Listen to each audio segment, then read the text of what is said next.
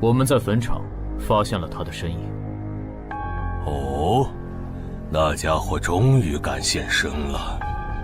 哼，不怕死吗？库罗德，那就不惜一切代价将他抓过来。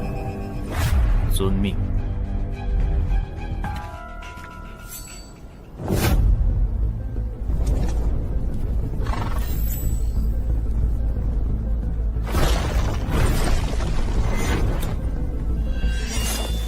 是不是打败你，才会放过我？那看来是没谈拢了。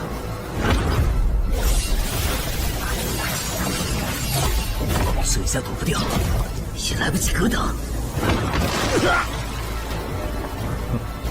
这就是你的实力。还没分胜负呢。敬酒不吃吃罚酒，那就把你变成亡灵带回去。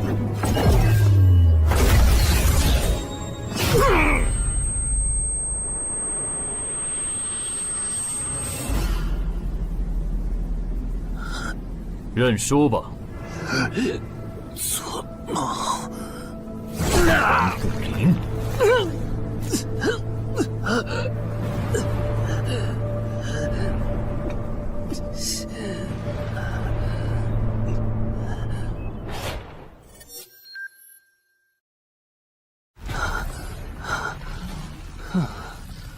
还好只是梦啊！等等，啊！不是，这地下室入口，竟然真的上到我家里来了！2030年，世界各地相继出现地下城入口。在经历了一系列探索、争夺、开发和地下城失控所引发的骚乱后，各国政府确认了5件事：一、入口无法被破坏，但攻略地下城可以使其关闭。2. 如果未能在规定期限内攻陷地下城，那么该地下城入口将翻转，地下城内的怪物将涌入这边的世界。3. 步入地下城并存活的人类将成为冒险者，自此踏上超凡之路。4. 地下城内的怪物等级越高，攻略该地下城的收益越高。5. 最高等级的地下城 BOSS 连核弹亦无法完全消灭。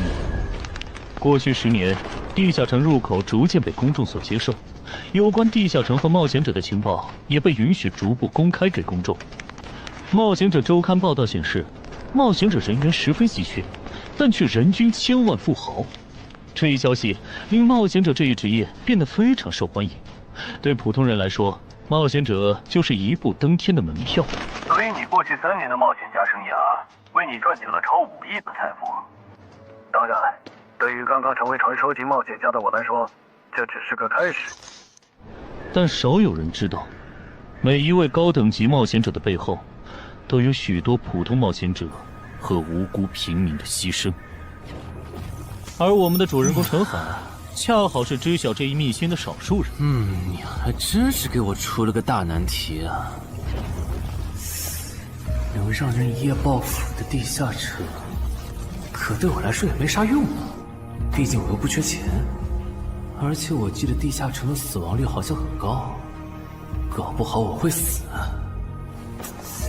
要不把它上交给官方冒险者协会算了，说不定可以换点特别的好处。嘿嘿嘿嘿。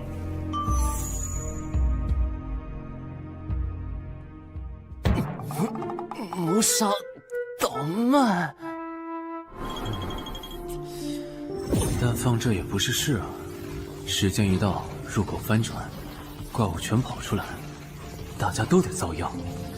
这样，我先瞅瞅这地下城啥类型，要是死亡率高，我就搬到别的城市，走之前报警让警察来管；要是死亡率低，我就自己搞定。真搞不定的话，再搬家，然后报警。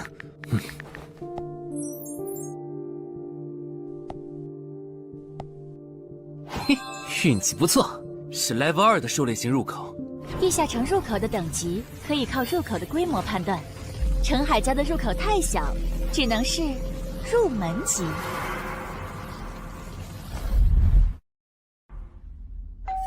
你好，有您的快递。来了，是你的快递，在这签字。好的。说起来，小哥，你该不会是发现了野生的地下城入口吧？不然，为什么要网购锁子甲？完了，不会暴露了吧？我玩全甲格斗的，之前的防具换，打算换新的。怎么了？有问题吗？没问题，我就是随便问问。感觉这人很奇怪啊，难道是我想虽然多了？早就知道一般市民对成为冒险者这件事有多着迷，但是被人这么生硬的试探，还真是有过惊悚的。还好我伪装的不错。不过这个箱子会不会有窃听器啊？还好没发现窃听器。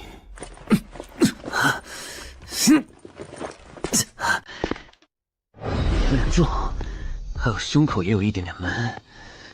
怕眼镜在战斗中不方便，从而携带了隐形眼镜。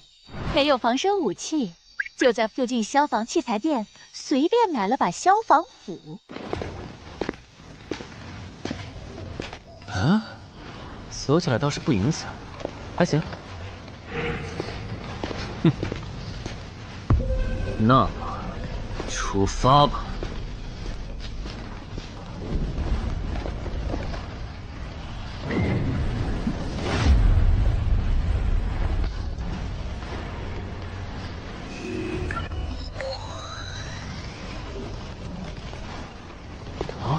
不是地穴地形吗？那看来我的首战对手大概率是豺狼人了。讨厌，这套锁子甲没白买。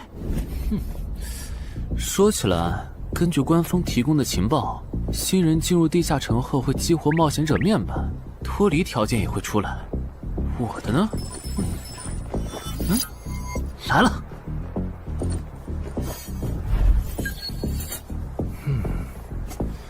我记得普通人基础属性是10点，8点算弱，14点就很牛了。我不咋锻炼，力量和敏捷才9点，很正常。但智力有16点，真没想到啊！虽然智力和魅力是前期最没用的属性，但16点的智力，就算是协会或者财团内部也不多见吧。膨胀了，冷静，看一下地下城的脱离条件吧。脱离条件：杀死任意一只潮汐鱼人。通关条件是全灭一个潮汐鱼人小队。等一下，为什么是鱼人啊？我血场过敏啊！就不能给我安排点正常的对手吗？啊！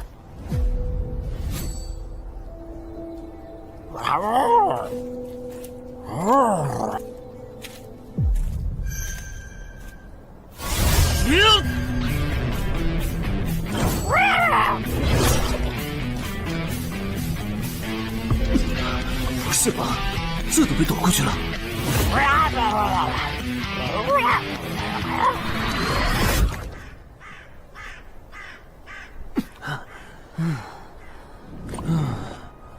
不是，这个地下城的难度标注是不是搞错了？一个落单鱼人就能把我打得差点翻车，如果遇到满编的鱼人小队，我岂不是要就地归西？啊，等级增加了。Level 2菜鸟，我的称号我与潮汐鱼人55开，这玩意儿侮辱人是不是？算了，今天就到这里。还是等我请个健身私教，把基础属性练上来了，再来挑战这个地下城吧。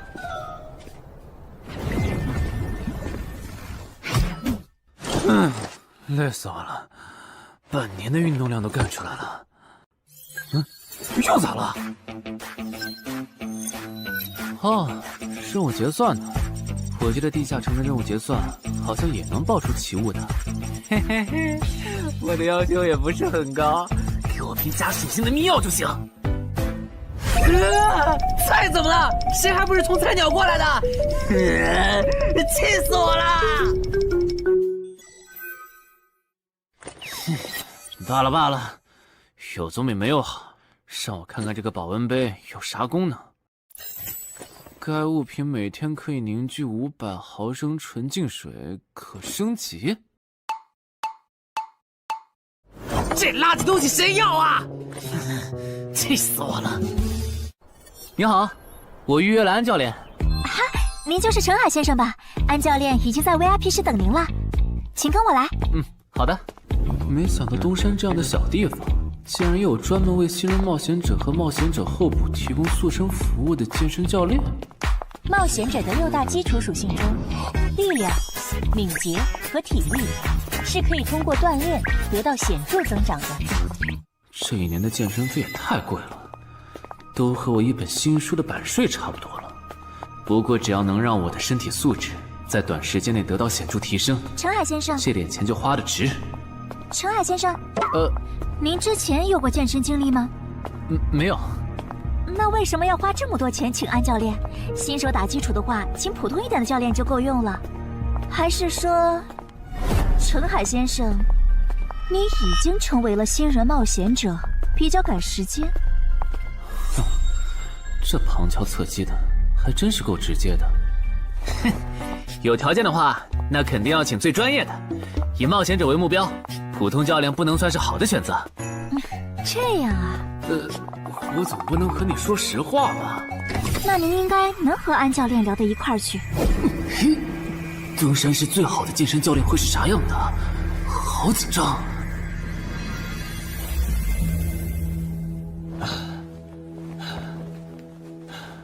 啊！和我预想的完全不一样，我还以为会是个肌肉兄弟，结果到头来，这不是个小白脸吗？课程这么贵，竟然也能预约得出去？开玩笑的吧？就是你想成为冒险者，跟我来吧。3、4。我撑不住了，教练。5。真的撑不住了。好，你到这里吧。30公斤举了5次，换算一下，你目前的单次最大重量应该在35公斤。作为健身小白，结合你目前的体重，你这个卧推成绩算是偏弱的。什么情况？虽然我知道我的身体能力低于平均线，但是这也太弱了吧？正常的老哥们不都是人均50公斤起步的吗？陈海先生的基础有点差呢，35公斤的极限数值换算到冒险者面板上的力量属性，应该只有9吧？普通人的力量、体能和敏捷数值是相对平均的，不会偏差太多。他现在这个状况，要在1个月的时间里变成冒险者，几乎不可能。那一般要多久？这个看你，如果天天练的话，差不多1个季度就能达到3个11了。这个11是你成为冒险者后面板上给出的约束，换算下来的话，就是比普通人略强。明白了。所以，办卡吗？那就先办一个季卡吧。我去哪儿交钱？转给我就可以了。好耶，以后撸铁不孤单了。认识一下，我叫徐茂，是健身馆的签约冒险者，以后多多关照。我叫陈海，畅销书作家，您也多关照。说起来，一般只有家境很好或者跟协会签了长期合约的冒险者，才会找安教练这样的专业教练。因为我不缺钱呀，我写畅销书赚的钱，在东山又花不完。既然以冒险者为目标，那肯定就要找最好的教练，打最牢固的基础。原来如此，我还以为你发现了野生的地下城入口，并且已经成为冒险者了呢。作为前辈，我得教你一些冒险者之间才流通的基础常识，免得你以后被人坑了。冒险者首次下地下城时，表现好能得个称号，带不带都行。要是带了会有加成，但也会被其他冒险者盯上。有些专找低等级地下城入口的猎人，就爱顶着称号，在可疑的人边上晃悠。要是被怀疑的人被称号吸引，表现不自然，那猎人就知道这人是冒险者了。接着只要跟着他，就能找到野生地下城入口。啊，这样吗？真是学到了。没啥反应，看来他真不是冒险者，就是个有点钱想当冒险者的弱鸡作家，那就没价值了。幸亏我先和超级任务开这个称号太丢人了，没装上，不然今天肯定暴露了。安哥那边应该已经快拟完你的健身合同了，咱们过去吧。好的。国内有名的畅销书作者，还是专门写冒险者题材的。怪不得他有财力和动机买我的课，是想把身体数据打磨上去以后进军冒险者行业吧。而且他对课程的学期也没有明确要求，不像是发现了野生的地下城入口需要快速通关的样子。确实，程海是冒险者，或者他发现了野生的地下城入口的概率确实很低。这样，如果徐茂带着他回来的时候，他的注意力没有放在我的头顶，那就走正常流程吧。如果他有异常，那就别怪我了。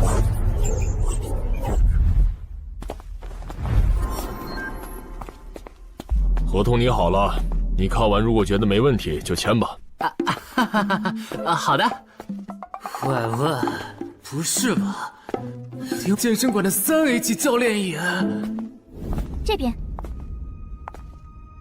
那小子刚才看我的时候表情正常，视线也没停留在我头顶的称号上，看上去不像是刚发现地下城入口的小白。徐茂，你没做多余的事吧？怎么会呢？我可是健身馆的签约冒险者。那就没有持续关注的必要了。签好了。这份是您的，请收好。等下安教练会带您做体能测试。好。行吧。和我判断的差不多，你的体能也偏弱，敏捷测试就不做了。接下来的1周，我们主要做力量和体能塑造。你一般什么时候有时间？什么时候都有时间。行，那明天上午10点来健身馆找我，早饭别吃太油的。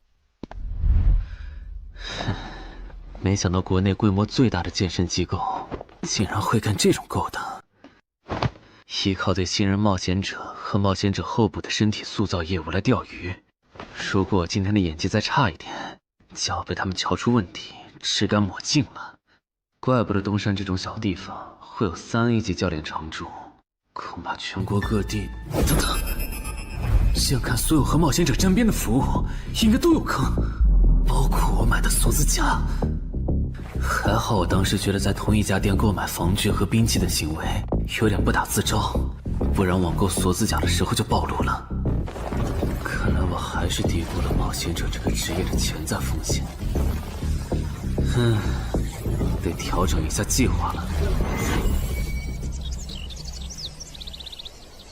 原本想着等锻炼的差不多了以后再来挑战这个地下城，但没想到现实世界如此残酷，针对低等级冒险者的坑到处都是。虽然今天运气好避开了一个坑，但我总不会每天都有这么好的运气吧？只能冒险来地下城提升冒险者等级了。这次的脱离条件是鱼人眼珠吗？对了，不知道昨天那只的眼珠可不可以？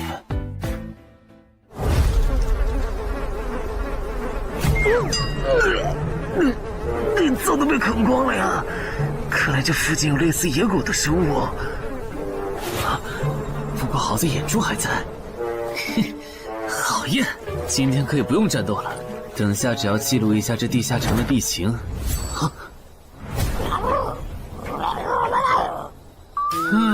鱼人呢？我还以为是什么呢，吓我一跳。只是一只落单鱼人的话，我根本……一只还好，2只我肯定打不过呀！快润！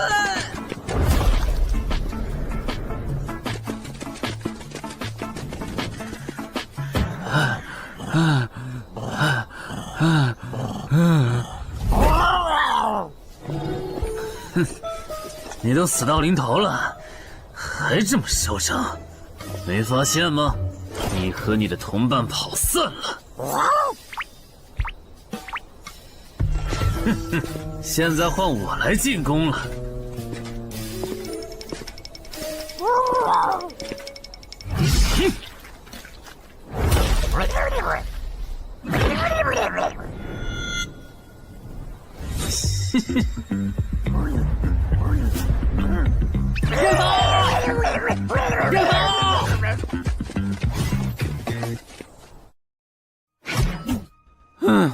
累死我了。不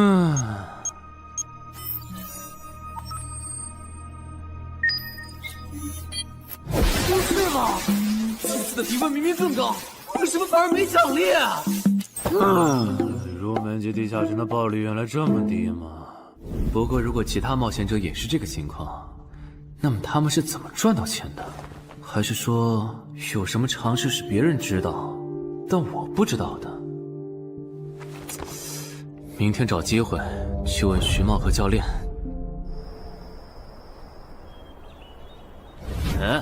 徐茂和安教练还没有来吗？徐茂去隔壁室了，大概要过几天才会回来。安教练今天临时有事，得中午才能来。好吧，那我先去 VIP 室做体能训练。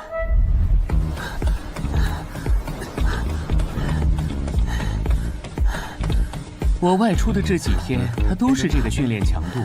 对，那可真够拼的。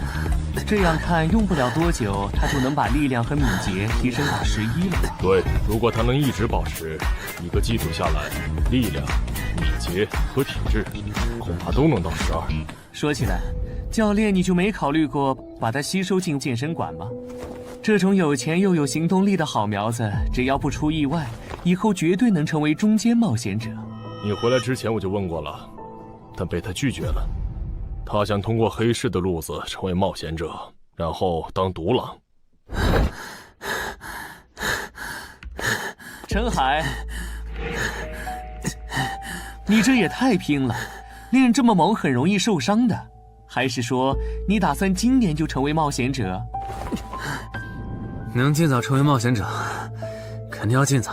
拖久了，以我的财力恐怕就上不了车了。毕竟时间越往后，冒险者名额的价格也就越贵。倒也是啊。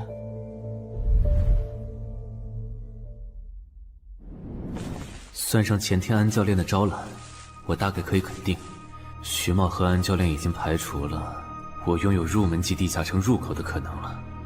接下来可以找一个合适的时机。发什么呆呢？在想事情？没，可能是太累了，有点走神。你这样肯定不行，频繁的超负荷运动只会累积伤病风险，真受伤了反而会拖慢你的塑身进度。我也意识到了，后面应该会减少训练量。对了，截止到现在，你的前期投入都赚回来了吗？还早着呢，照现在这进度，起码得等我到11级才有可能回本。为什么是11级以后？因为1到5级的冒险者挺好混的，有老手带着，完成任务就能撤退，死亡率极低。没想法的就可以这么混等级，而6到10级后，任务变难了，怪物的情报就值钱了。上阶段的混子在这阶段就去收集情报，死亡率虽然变高了，但还能接着混。只有到了11级，地下城的难度提升到混都没法混的时候，才是我这种冒险者开始盈利的时候。这个阶段的冒险者对实力的提升最为迫切，装备、奇物、技能书，一切能提高生存率的东西都能卖出很高的价格。不是，我不明白，11级后的地下城那么危险，为啥6到10级的冒险者不提前准备？不提升有很多原因，一是官方不管民间冒险者攻略地下城的事，好多冒险者到11级就想退回去过正常日子了；二是地下城的东西只能让一小部分冒险者在精英地下城混下去。11到15级赚得多，但风险也大，而6到10级有人光靠收集情报和做后勤就能回本了，所以他们也就没必要冒着生命风险去11到15级这个阶段打拼了。原来如此，所以冒险者在6级不，在更早前就已经完成分流了。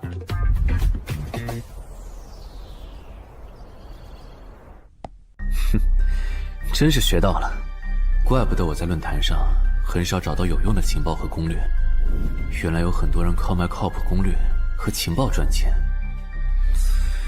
不过更让我惊讶的还是这件事。同一个地下城，冒险者就算反复刷脱离任务，也只能得到1次结算奖励。这样看，这个地下城入口能为我带来的价值，就只有通关奖励，以及将误入其中的普通人转化为冒险者这2点了。考虑到我本身并不缺钱，我还是尽量单刷这个地下城，然后再考虑要不要继续当冒险者吧。先用徐猫教我的方法，前期以收集情报为主，有10足把握了，再考虑通关的事。脱离条件找到湖？啊，这次的脱离任务竟然不需要战斗，还好买了一架无人机做辅助，不然纯靠人力搜索找湖肯定是个大工程。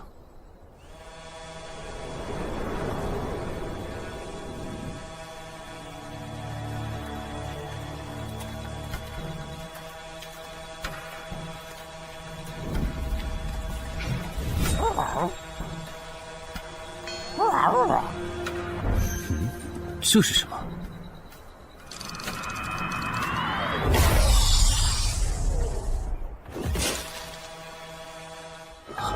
刚才那个应该是鱼人吧？虽然外形和气场和我之前遇到的鱼人有很大差别，但他应该也是鱼人，只不过等级应该更高。算了，先不管他。等我完成了脱离任务，再回来找那只橘红色鱼人。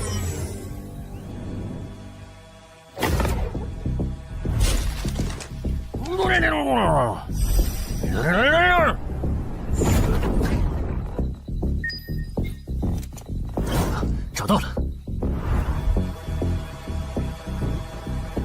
哼，怪不得森林地形的地下城会刷出鱼人这种怪物，原来森林深处藏着一个这么大的湖吗？这样的话，脱离任务就算完成了，不用和鱼人接触可真好啊。接下来，是那只橘红色的特殊鱼人。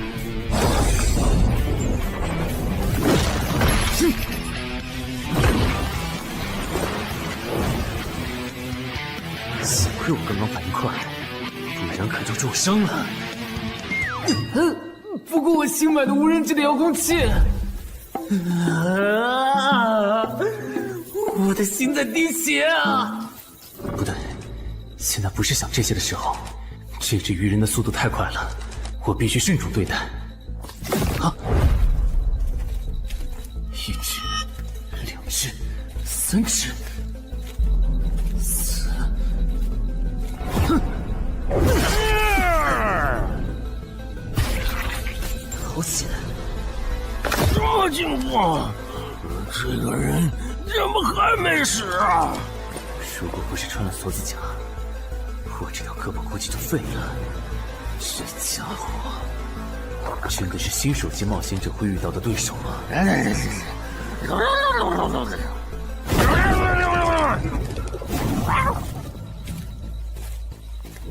如果只是和这只橘红色鱼人单挑也就算了，关键我还得抽出一部分精力来处理身后这几只杂兵。不管怎么看，这个地下城的难度绝对超纲了呀！要不逃吧？脱离通关任务重置了。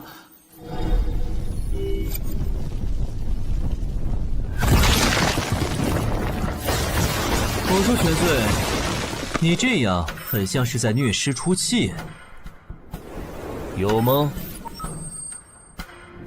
归根结底，还不是这只哥布林太弱了，扛不下我的拳头。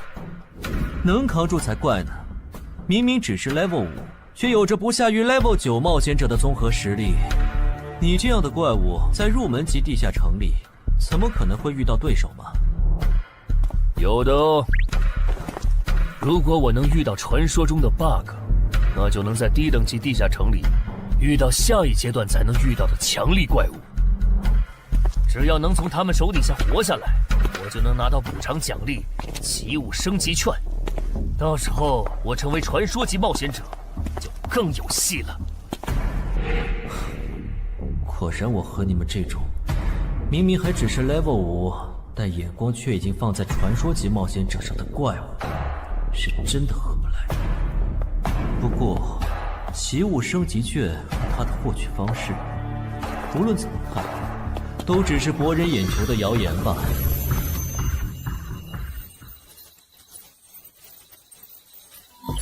在高战力异常鱼人个体的追杀下活过3分钟，任务完成后将得到额外补偿，奇物升级券。不是吧？我都准备逃命了，你给我整这个，要玩死我吗？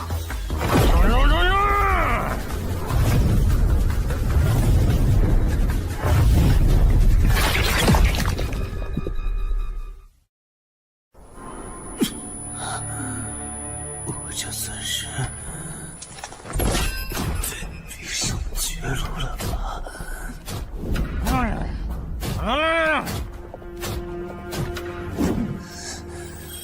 早知道当初就不该成为冒险者，好好当个畅销书作家不好吗？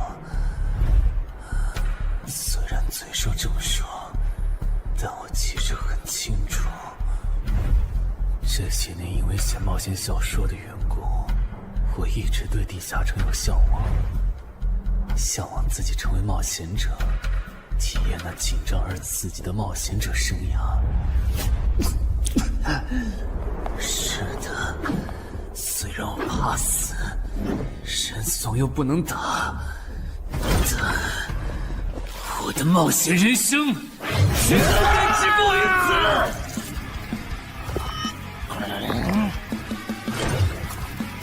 想想，我现在还有什么牌？我现在还能打出什么牌？使用称号，我与潮汐鱼人5开。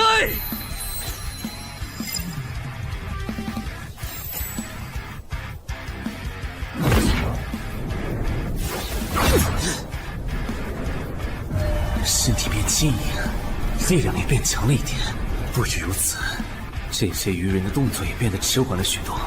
我的动态视力也加强了吗？能行，现在的我能行。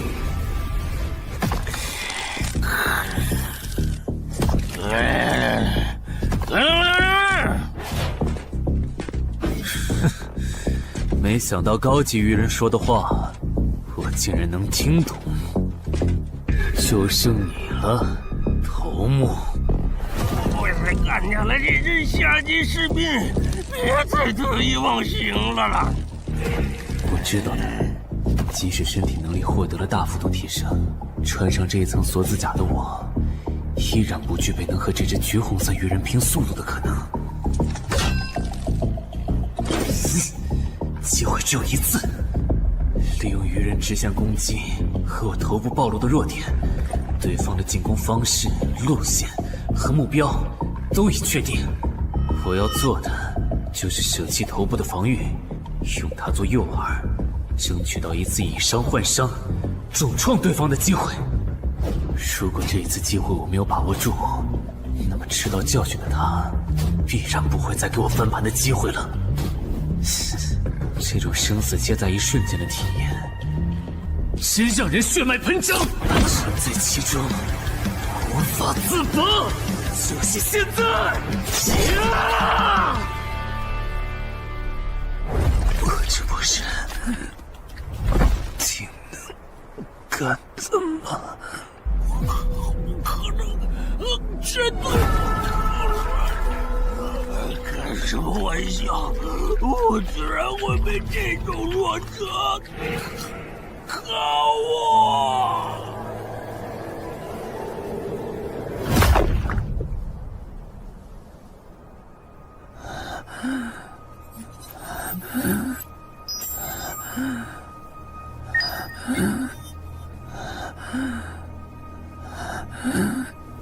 这下总不能还判定我是菜鸟了吧？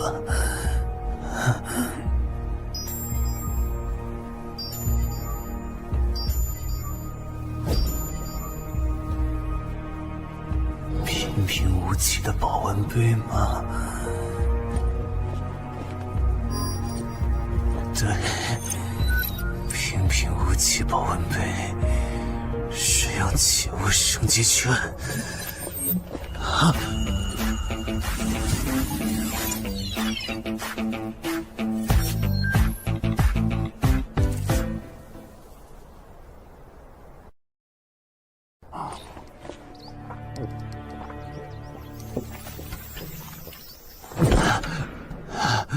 活过来了。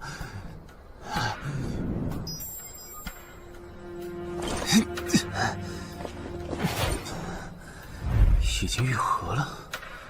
冒险者面板，冒险者等级竟然提升了，不过还是菜鸟。哦，感知也提升了一点，还获得了一个新称号——至死地而后生。哼，倒是个意外之喜。再看一下通关任务重置后变成什么了。挑战等级上升了，脱离任务刚刚也完成了。不过这通关任务捣毁潮汐鱼人的孵化池吗？算了，这个通关任务明显不是现在的我能处理的。溜了溜了。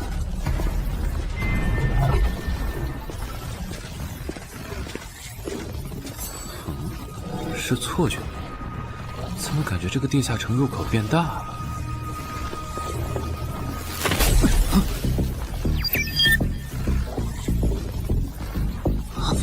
等级不足，这个地下城升级了。这么看来，我刚才完成的脱离任务，其实来自更高等级的地下城。怪不得任务难度提升了那么多，脱离任务掉落的奖励这么丰厚。隐藏职业，我没记错的话，论坛上有个大佬，好像一直在强调这个东西的稀有性和重要性来着。哼，那必须要转职啊！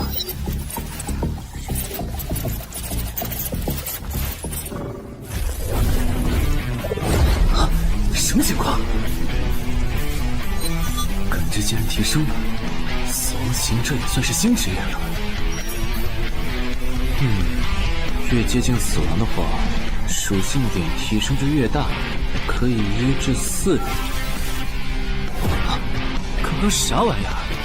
我家？这就是感知16以后的世界吗？即使闭上双眼，我的大脑依旧能够准确勾勒出客厅每一角。真不敢想象，20点感知的人类眼中的世界又会是什么样子。说起来，我与潮汐鱼人555开这个称号的效果，刚刚在地下城已经体验过了。这个至死地而后生的称号，效果又会是什么呢？被逼入绝境以后，就能得到力量、敏捷、感知，每个加4点的加成。这个称号的触发条件和死亡行者的触发条件差不多哎。等等，也就是说，死亡行者搭配至死地而后生，极端条件下可以给我带来8力量、8敏捷、9感知的提升。哈哈哈哈！这也太超模了吧！胆子再大一点，以后遇到打不过的敌人，我完全可以靠自残触发效果让属性提升。等干掉敌人以后，再用稀奇古怪的回血药水把状态拉回来。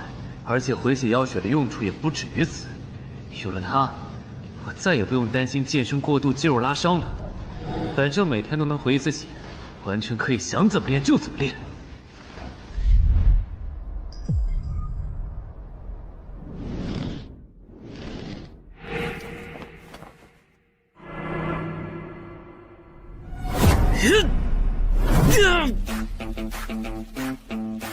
真惊人！谁能想到，不久前还只是个健身小白的他，只用了不到2个月，就达到了正常人要用1年才能取得的成果。就他那训练量，换别人来早就去 ICU 报道了。但他一通瞎练下来，还能活蹦乱跳，这说明他体质很牛啊，至少有16，甚至都有可能17或者18了。安教练，你这次是看走了眼呐。陈海还在练呢。啊，恭喜啊！你现在的力量、敏捷应该已经到达12点了。以你现在的身体素质，准备充分的话，是完全有能力完成新手级地下城的脱离任务的。真的不考虑加入健身馆，成为这边的签约冒险者吗？我可不想当一个会被合约束缚的冒险者啊！那真是太可惜了，我还以为能和你成为同事，以后一起攻略地下城呢。不是同事，也能一起攻略地下城啊。对了，我打算从散人手里购买冒险者名额，这方面你有什么忠告吗？忠告吗？不是同事，也能一起攻略地下城啊。对了，我打算从散人手里购买冒险者名额，这方面你有什么忠告吗？忠告嘛，那我推荐你去找散人联合。散人联合？我没记错的话，他们好像是国内最大的散人集团吧？对，如果你想走黑市的路子购买冒险者名额，那么我只推荐你选择由散人联合提供担保，或者他们自营的低等级地下城入口。为什么？我感觉找独狼冒险者明显更好啊，省钱又省力。因为涉及到冒险者名额买卖，无论买方还是卖方，其实都存在巨大的交易风险。卖家怕遇到伪装成萌新的入口猎人，买家怕交了钱对方不办事。但有散人联合的介入就不一样了，虽然他们的佣金很高，但是作为冒险者资格地下城相关产出生意的龙头，他们为买卖双方提供的契约书还是很值得信赖的。原来如此。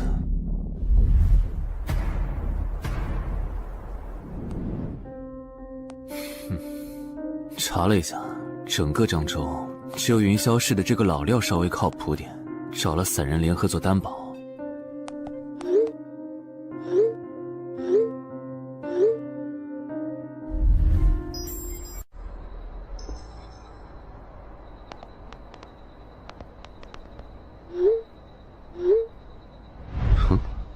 这边，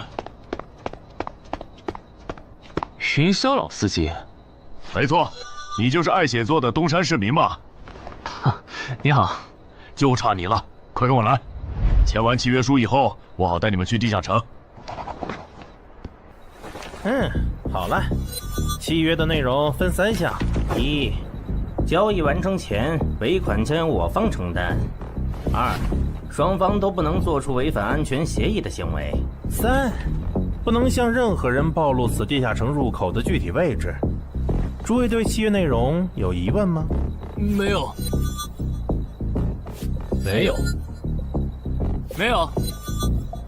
那么，契约成立。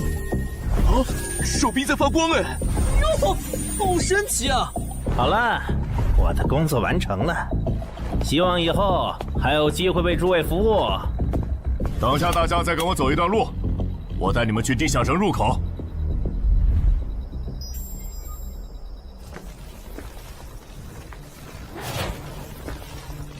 这个地下城入口的位置确实隐蔽，难怪没有被官方和云霄市的资本发现。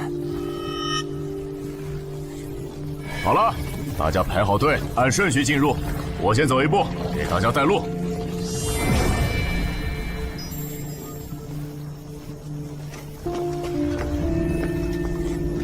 这批新人怎么样？太酷了！我也是冒险者了，真好。还行，没有看起来像刺头的。那就好，等会儿记得我们之前说的。卖家原来有2位吗？好了，大伙儿看向我这里，学着我的样子对空气喊：“冒险者面板！”冒险者面板！大家可以在冒险者面板的个人信息栏查看到自己的基础属性，往下滑动，可以在任务栏查询任务。不是吧？我的基础属性原来这么低的吗？冒险者面板上的内容只有冒险者本人才能看到，所以不用担心个人信息暴露的问题哈。麻烦大家把你们的脱离任务报一下，我这边做一个整理。任务？妖，这个物种论坛的入门级地下城怪物图鉴里好像没有，这个地下城有问题。这个地下城该不会和我家里的那个一样，存在某种致命的设定吧？基于幸存者偏差，如果一个入门级地下城的怪物没有被收录进论坛的新手常见怪物图鉴，那只有2种可能：要么它确实很罕见，要么就是遇到它的冒险者基本都死在地下城里了。警告！警告！此人违反了安全条例，未说出正确的脱离任务。那个眼镜男说谎了？不是吧？这才哪儿到哪儿啊？就有人触犯安全条例了？你听我解释，肯定是他出 bug 了。契约式的契约当然不是绝对的，但对你这样的菜鸟来说，它是不会出问题的。你的脱离任务绝对不是采集高价值草药，你骗了我们。他刚进冒险者圈子，不懂规矩，做错事也情有可原。您大人有大量，再给次机会吧，是不是啊？对，再给我次机会吧。下不为例。大家再说一遍自己的脱离任务哈，这次别搞错了。我的任务是找到湖中女妖。我是聆听女妖之声。我的是凝视女妖10秒。我的也是找到女妖。接下来我会带大家去女妖出没的林中湖泊，大家跟紧一点，别掉队哈。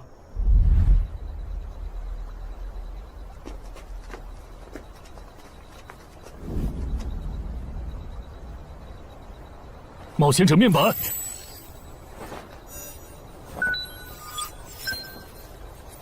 哎，他在干嘛？呼唤湖中女妖。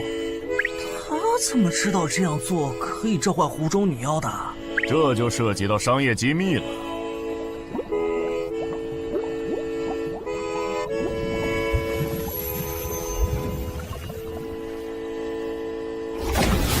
女妖出来了！我的脱离任务完成了，我的也完成了。8、9、10。大家把耳塞戴一下，女妖马上就要唱歌了。不戴的话会怎么样？女妖的歌声会破坏你的大脑。刚成为冒险者的 Level 1萌新，一整首听下来，大概会当场暴毙吧。什么？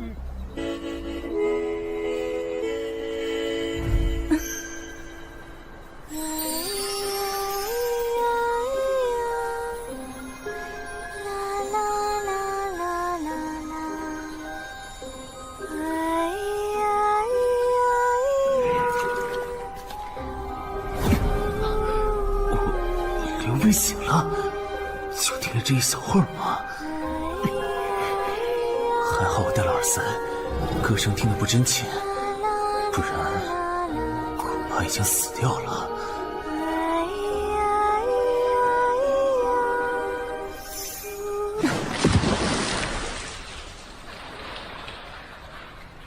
大家的脱离任务都完成了吗？都做完了，那咱们就原路折返回去了哈。搞笑，让我们原路返回？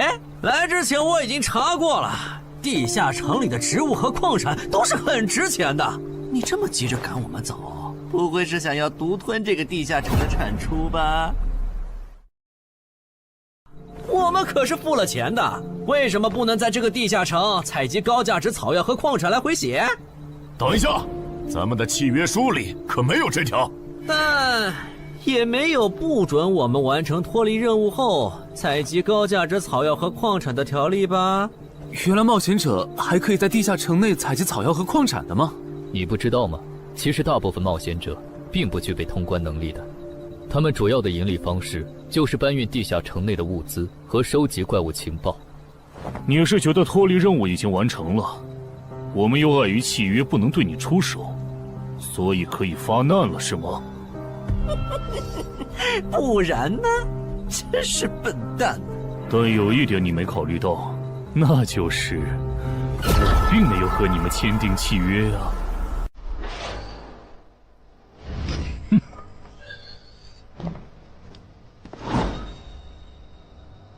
你们2个什么意思？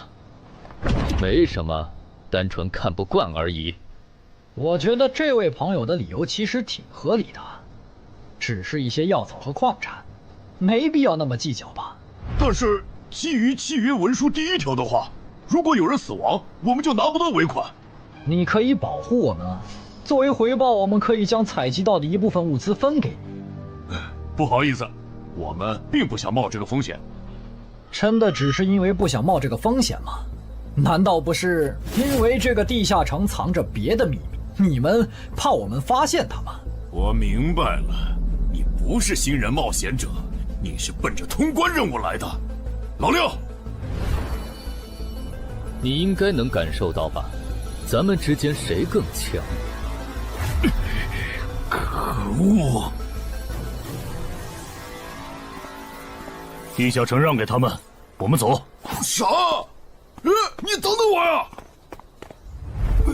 他们为什么就这样走了？这不很明显吗？这2位帮我们说话的朋友，其实是比那2个人更强的冒险者呀。过奖，其实强的不是我，是我的这位朋友。等等，不太对。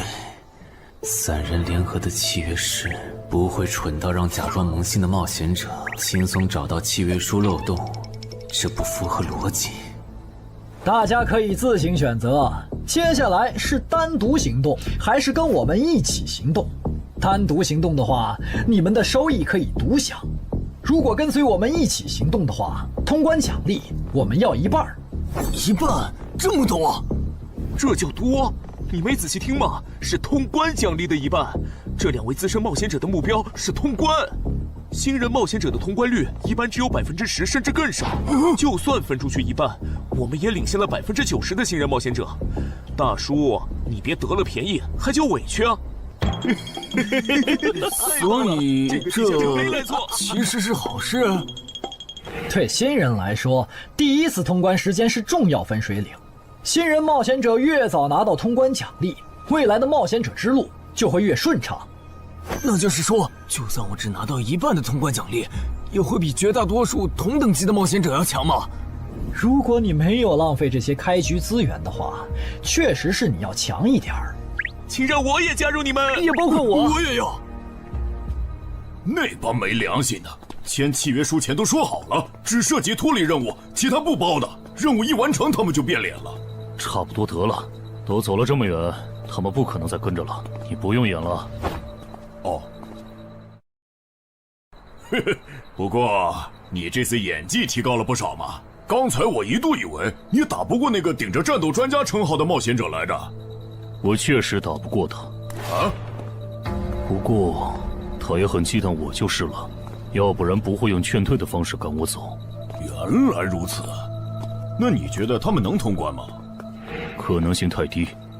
个人判断，这批冒险者里，最多只有1到2个幸运儿能活着走出这个地下城。什么嘛，这不就和之前的几次一样了吗？真没意思。哇，酷哎！既然大家已经决定联手通关，那我也不藏着掖着了。我能够为认同我、信赖我的队友带来一点基础属性的随机增幅。他说的是真的，我的力量加了1点，我加的是感知，我的也增加了，体力涨了1点。原来团队领袖这个称号是用来提升自己的队友啊，还怪好用的。我这边还有一个问题，我们现在只知道口琴声能召唤女妖，并不知道其他的召唤方法。女妖要是一直躲在湖里，大家的通关任务就没法完成。这不是问题，我的称号可以让我强制激怒指定目标，被激怒者将减少2点智力，变得冲动易怒。他也是冒险者吗？至于建立强制对话的方法，只要引起对方的注意就可以了。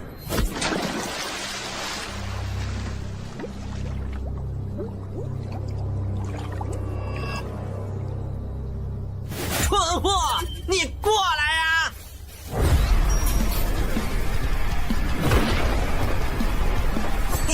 成功了，他被我激怒了。剩下的交给我吧。大家散开，让战斗专家来监视女妖，其他人换上耳塞，在外围找机会。死！穿过去！开什么玩笑？竟然是灵体！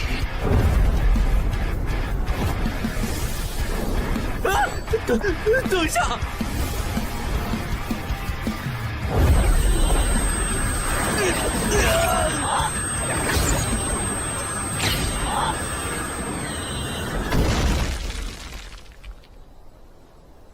还好有耳塞，只是鼻子出血。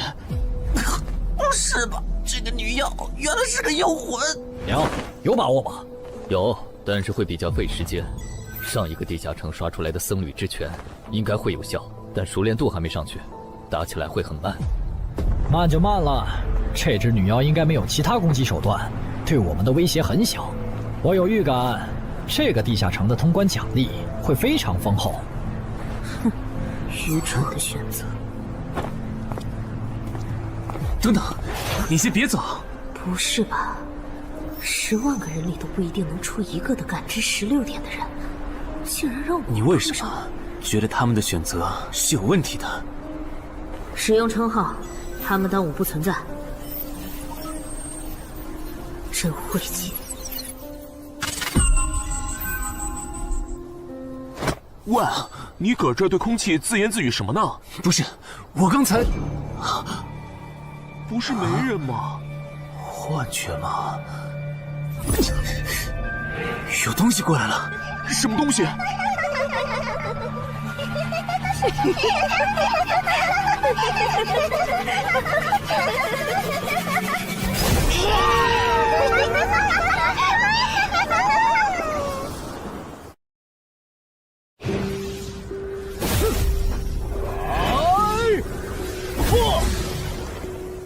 有效果了！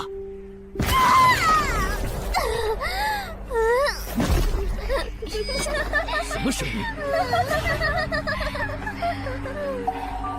我们搞错了，这个地下城不止一个女妖，那2个卖家没安好心。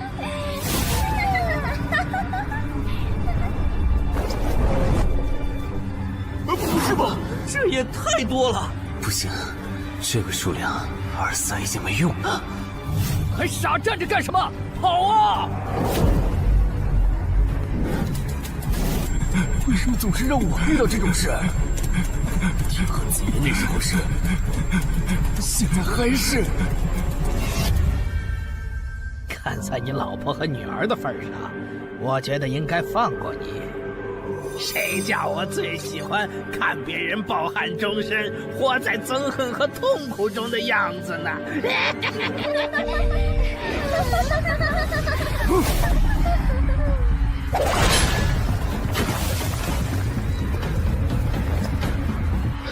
你们以为我是谁？给我滚开！妈妈，我错了。来呀，也不怕你们！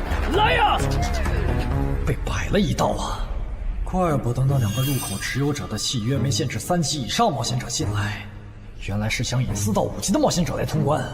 等我们团灭后，就进来捡我们的通关奖励，真是好算计。关于如何杀死这些女妖，你有建议吗？这声音，有建议就赶紧说。女妖不光靠声音攻击，还有别的攻击手段。我费了听觉才勉强躲过第1轮奸笑。你是爱喜做的东山市民？对，真是看走眼了。没想到你一介新人竟然比我们这些老手反应还快。但是你不是听觉被废了吗？怎么还能听到我说话？哦，我感知16，可以读唇。原来如此，这个地下城我认为是无解的。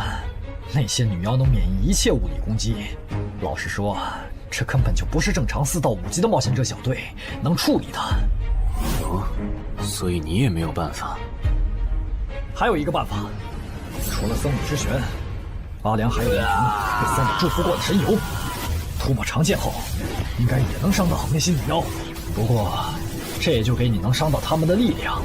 我不信新手冒险者能从这么多幽灵的围攻里杀出去。但总不能坐以待毙吧？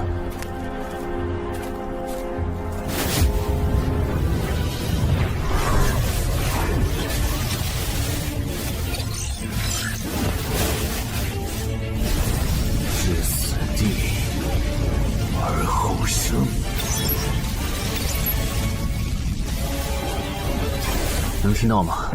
我问过你的同伴了，他跟我说，要通关必须从你那里拿到被僧侣祝福过的神油。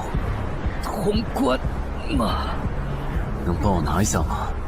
不好意思，我眼睛瞎了，恐怕没办法操纵冒险者面板取出你要的东西。这样吗？不过，我还有一个办法可以让你得到它。什么办法？你干什么？就是以死后掉落的形式让你获取。其实我也不是非要那碗油杀人夺宝不可。20点的敏捷足够我甩开女妖逃出地下城了。我就是想试试能不能通关。虽然无论怎样，你都不可能活下来。喂，真的很吵啊！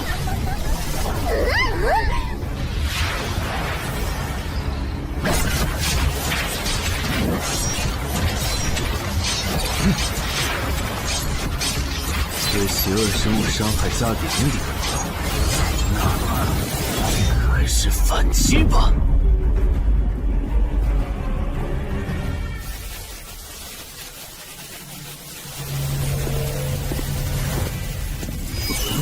好像有人从里面走出来了。哪有人啊？你看错了吧？不是，我真感觉到了。果然，他们那不能攻略的地下城设陷阱，引同等级冒险者来做通关任务，把人坑死在里面，接着捡掉落的东西，或者等冒险者重伤出来就杀人夺宝。雇主的儿子应该就是这么被害死的。石斧秃鹫是指利用高难度地下城坑杀同等级冒险者，然后拾取对方掉落的堕落冒险者。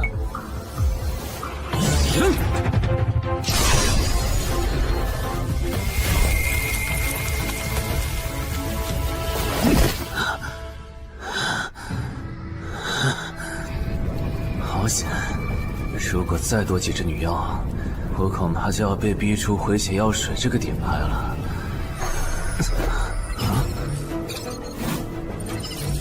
您的绝妙操作取悦了路过的死亡主宰，得到其恩赐，亡灵亦不能杀死我。该恩赐可以使您互免1次来自亡灵生物的死亡判定，免疫1次来自亡灵生物的死亡判定。好霸道的额外奖励！额外奖励都这么丰厚了，合并结算的奖励还高于单独结算，那么肯定要合并啊！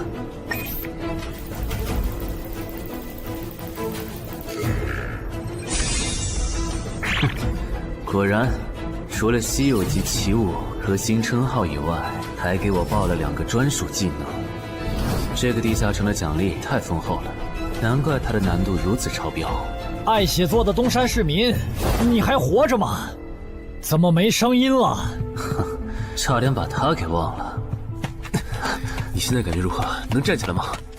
有点难，那只能扶着你了。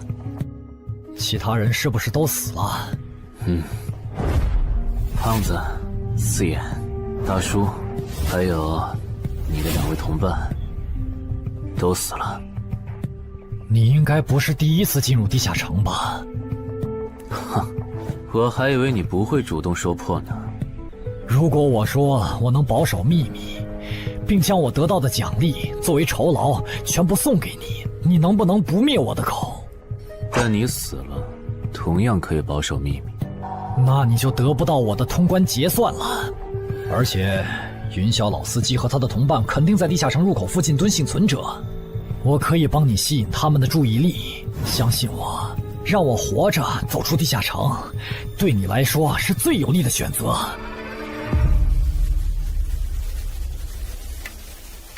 看到了吗？这才是真有人出来了。哎呀，刚才那次算我看错行了吧？等等，地下城在坍缩，他们通关了。不对，小溪右边的冒险者，他绝对不简单，肯定是狼。先干掉一个弱的，接下来到你了。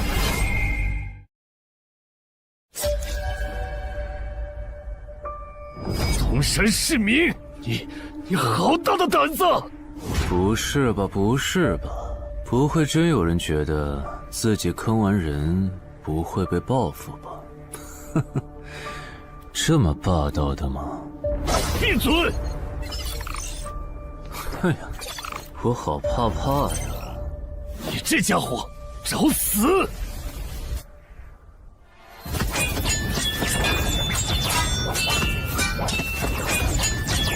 这俩人相互厮杀的程度，有些7级甚至8级的冒险者都没这么夸张的速度。不可能！带上这个称号以后，我的速度竟然还是没你快，真是离谱他妈给离谱开门，离谱到家了！你的敏捷难不成有17，甚至18？可，你猜？冒险者面板，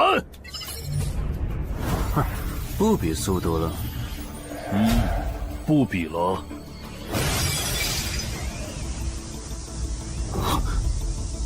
这本来是为那个战斗专家准备的，不过给你也没差了。来好好感受一下我从黑市高价购买的变种蜘蛛毒素吧。什么嘛！你这毒套完全不行啊，比普通人还差，连反击的力气都没有了吗？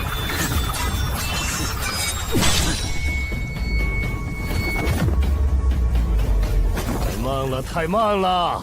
你这样是伤不到我的。哼，蜘蛛毒，这就是你为我们准备的手段？怎么样？喜欢吗？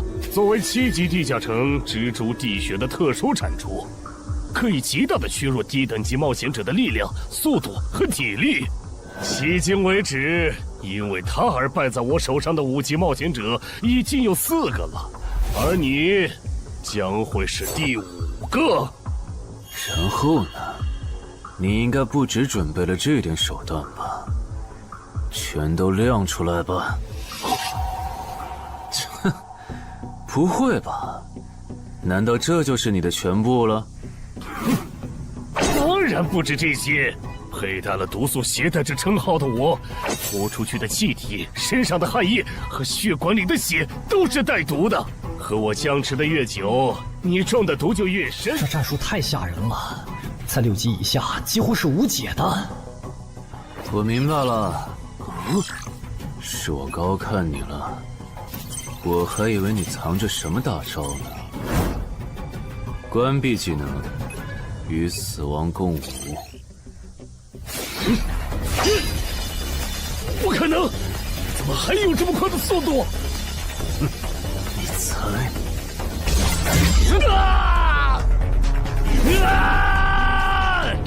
也太得意了！太慢了，太慢了！你这样可是伤不到我的。不可能，绝对不可能！你明明只是个独狼，怎么可能比杀了大量5级冒险者的我还强？没什么不可能的，在舒适区里泡着的你，永远也看不到与死亡同行之人所看到的风景。但是，溺死的往往都是会水的，散人只有劣势更弱小的散人，才能积攒出大量的财力和武力。我的路才是正确的。对普通人来说，或许你才是对的。不过，在我看来，与死亡同行之人，如果走到了极致的话，未必不能超越死亡。不是吧？那么强的人，竟然这么轻易的被……啊！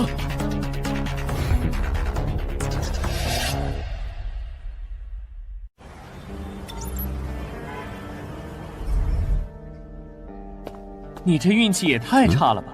啊，徐茂，你怎么来了？来看你啊！第一次进地下城就遇到了能免疫物理攻击的怪物，好不容易通了关，还被师傅秃鹫堵门。不过也多亏了这次经历，让我得到了置死地而后生这个称号。也是，还算幸运。那些传说级冒险者，哪个没在5级以前越级挑战过对手呢？对了，个人建议不要让别人知道你的主要称号，情报泄露是很致命的。冒险者要防的不只是地下城的怪物。原来如此，学到了。虽然女妖之森的入口持有者，官方说是被另一个幸存者杀了，但我查过，那人主要称号侧重团体战斗，单人作战能力没强到能杀掉2个石斧秃鹫，所以怎么了？我脸上有什么东西吗？没什么，我只是突然想起来，高教练月底就要回东山了。你这边养好伤以后，记得回健身馆报道。关于你的塑身计划，要进入第2阶段了。好的。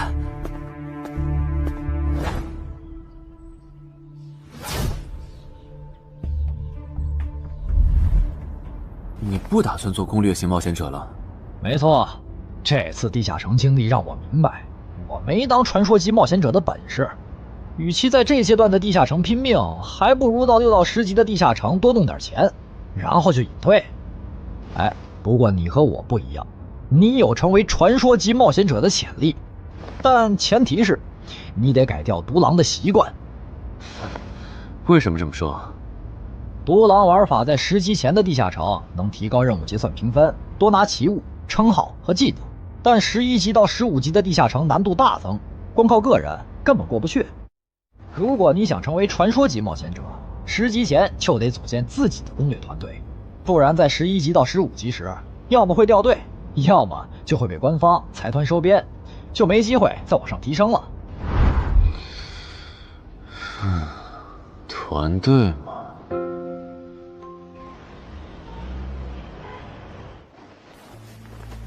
害死我儿子的秃鹫们已经死了，杀死他们的人就在这2名幸存者之间。你认为谁才是帮我儿子报仇的恩人？他。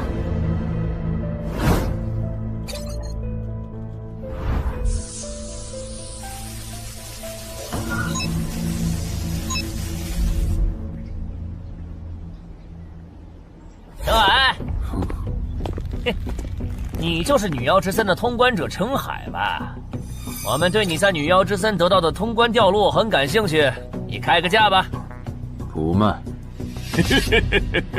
他说不卖，他不会真的以为我们是在跟他商量吧？那我换种说法，把你在女妖之森得到的东西交出来，立刻马上，不然有你好看。你们在干什么？不许骚扰我们医院的病人，走开！烦人的家伙来了，哥，我们走。哼，真晦气。下次他们再来骚扰你，你就来找我。我哥哥是10级冒险者，他们不敢惹我。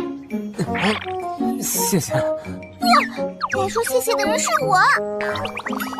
我的好朋友死在了女妖之森，你和王先生攻略了这个地下城，还铲除了用它钓鱼害人的秃鹫。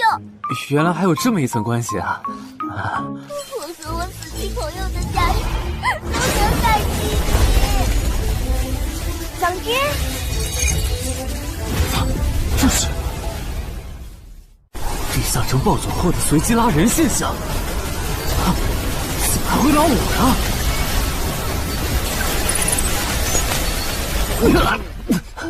突！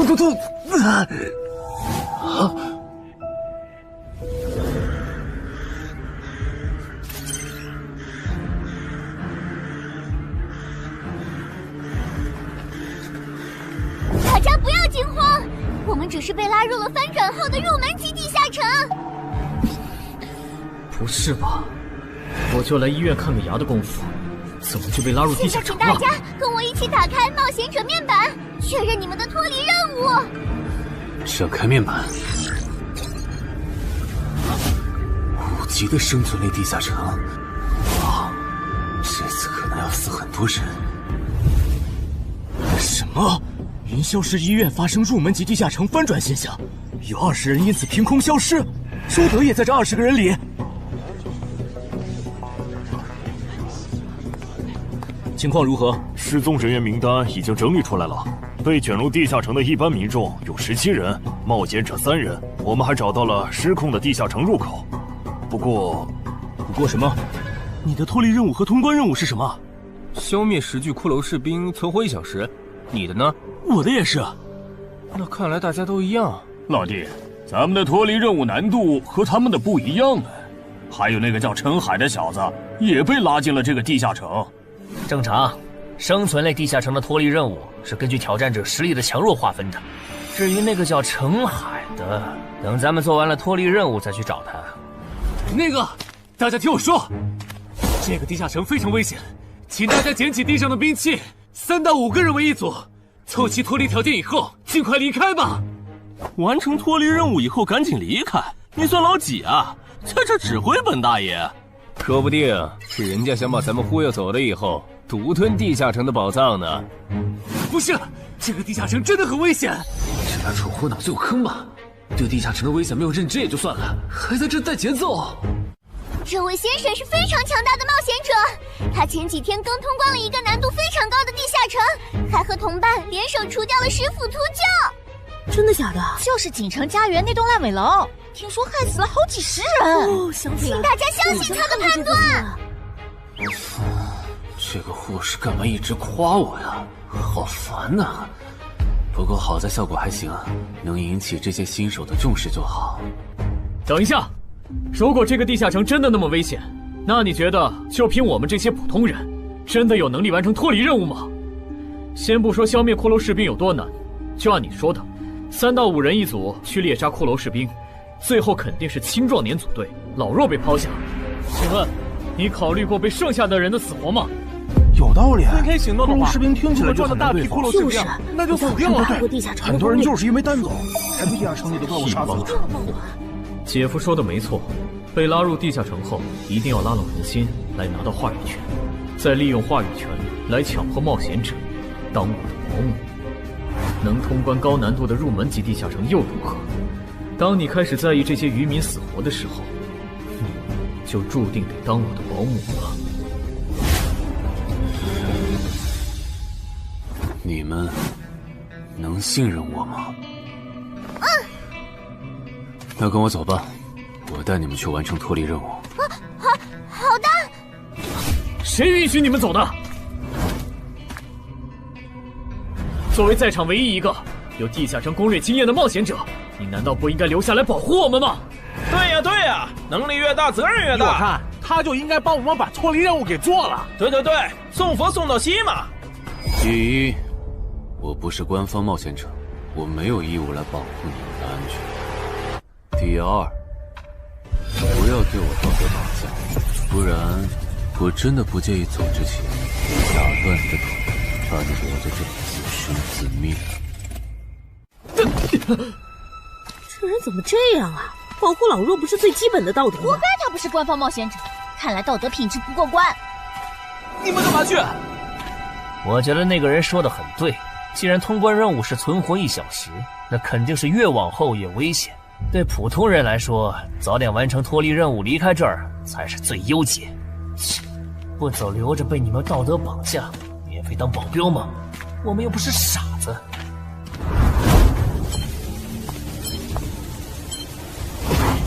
怎么是他？这个地下城有什么问题吗，尚科长？这个地下城最大的问题在于，接下来的1个小时，能有几个人活着走出来？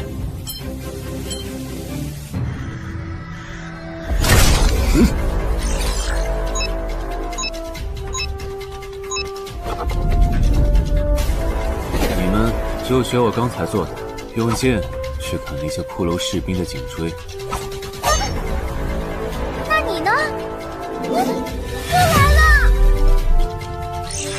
我嘛，就用我的老伙计和他们练练。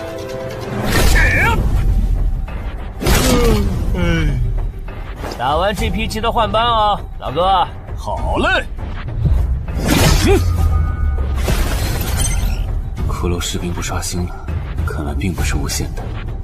好消息是新人的压力小了，坏消息是我这样的老手完成任务更难了。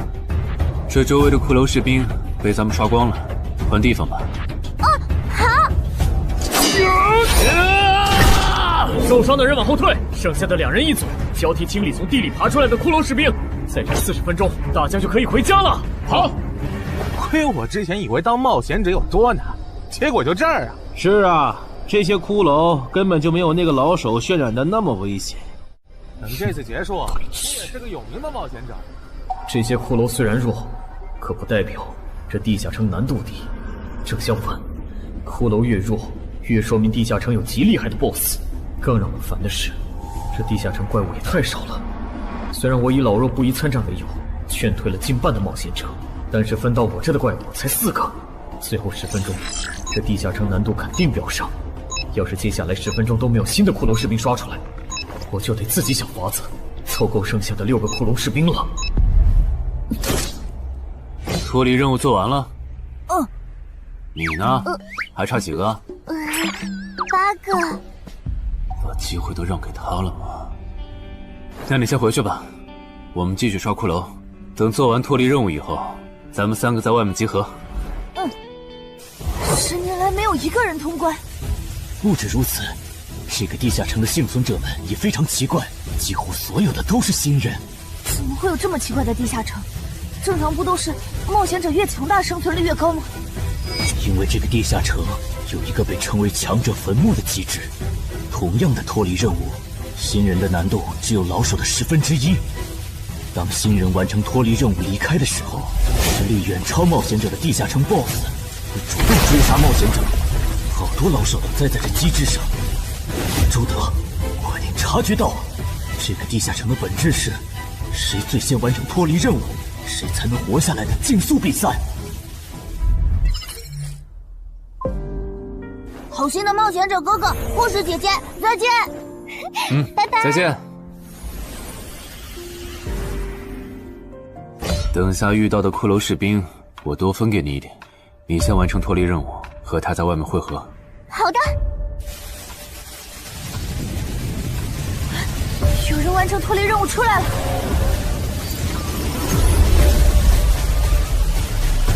怎么是小孩子？有人离开这个地下城了。这个第2阶段是什么意思啊？原来是这么回事吗？这个地下城的本质是竞速。李明、王志勇，你们2个跟我来。老弟，有个人完成脱离任务离开了，是不是那个叫陈海的人呢？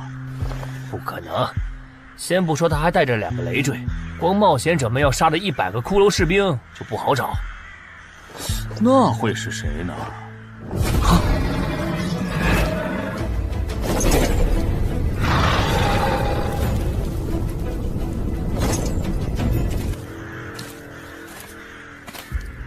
叫我们跟着他出来，都走这么远了，也不解释一下。如果遇到大群的骷髅士兵，咱们3就完了。闭嘴吧，他这么做肯定是有原因的，你没注意到吗？他是看到任务栏变更以后才叫我们出来的，恐怕他比我们更清楚这个地下城发生了什么。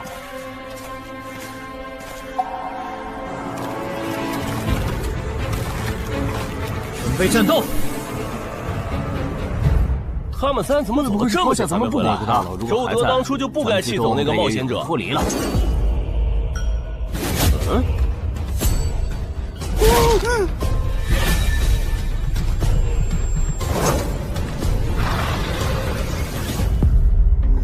周德、吕明，你们2个王八蛋，竟然拿我当挡箭牌，用完就丢！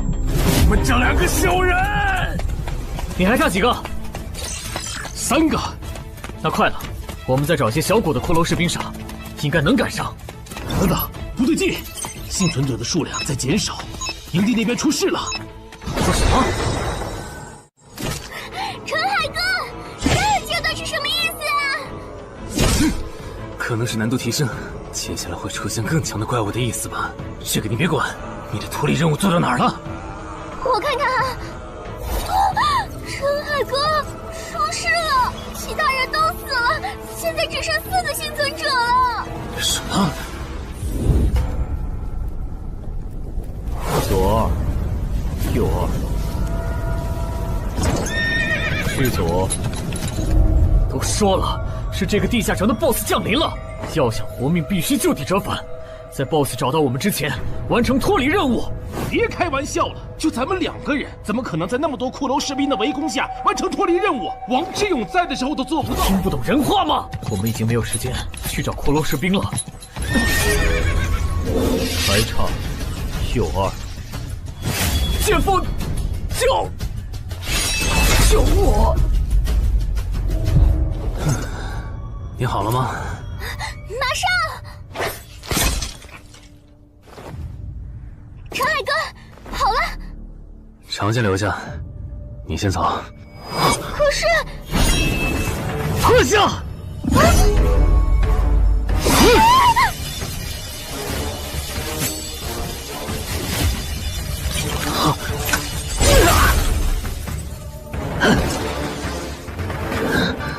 好强！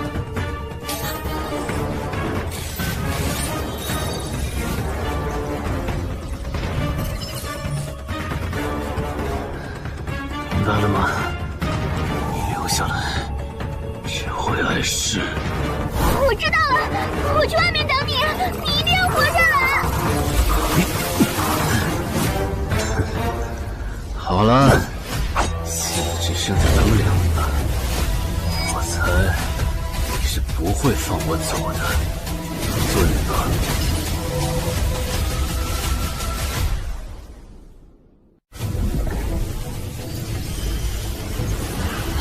是护士姐姐，对面还有幸存者吗？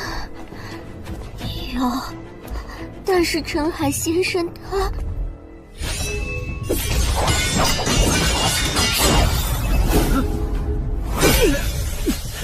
好强，想下去不行，速度和力量我都不是他的对手。就算能大概猜出他下一个动作，可因为一直忙着抵挡，一次出错的话就得死。要走！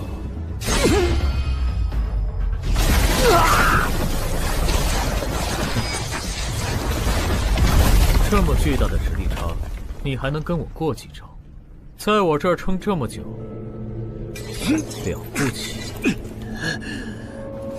好像在跟我说话。不对，现在不是该思考这些的时候。想一想，再想一下，到底该怎么做，我才能活下来？没戏了，把这边的情况汇总给漳州吧。就说云霄市医院地下城暴走事件，17名普通市民卷入，仅2名幸存，3名低等级冒险者卷入，无一生还。你在说什么？不是还没到时间吗？这才过去5分钟。就是。我能理解2位的心情，但是请不要再做不切实际的幻想了。这个地下城里的 BOSS， 就算是9级的我，也没有把握面对他能存活15分钟。你要等的人，哪怕是5级冒险者中的佼佼者，最多也就能坚持5分钟。你从地下城出来到现在都过去5分钟了，他还是没有脱离地下城，这意味着什么？你应该清楚吧？怎么这样？如果不是因为我们拖累了他的进度，护士姐姐，陈海先生肯定能活着离开这个地下城。都是因为我们。是啊，全都是因为你们。如果没有那个多管闲事的冒险者帮你俩完成脱离任务，周德才是最有可能活着离开这个地下城的人。我出去冷静一下，这2个新人的登记工作交给你了。那这个地下城入口怎么办？人都死光后，入口会在半小时内关闭，接着随机出现在世界某个地方。当然，如果你实在不放心，也可以盯到最后。好吧。你合格了。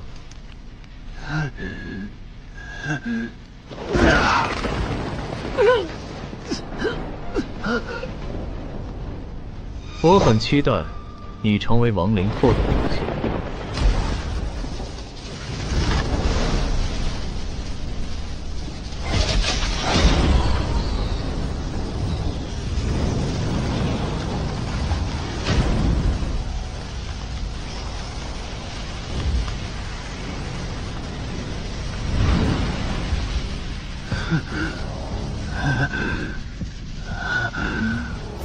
都赢了。对这个 BOSS 来说，完整的我更有价值。在他回来之前，是死亡主宰的恩赐。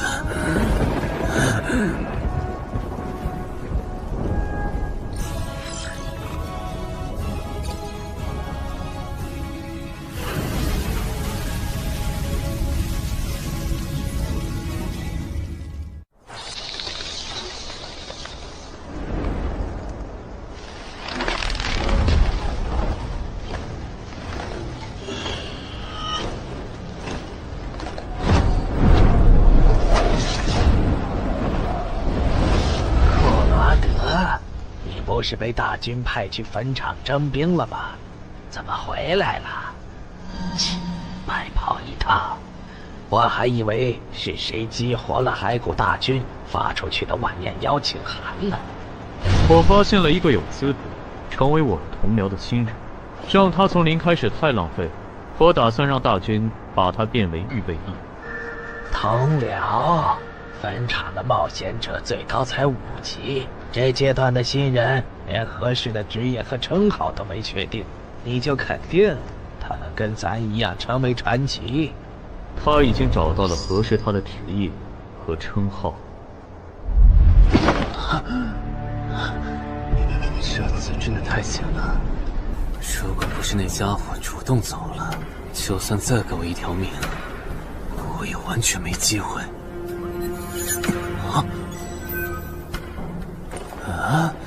通关任务都显示完成了，为什么没有弹出来脱离选项？不会是必须完成脱离条件以后，我才能离开吧？在那个怪物意识到我没死之前，那得抓紧了。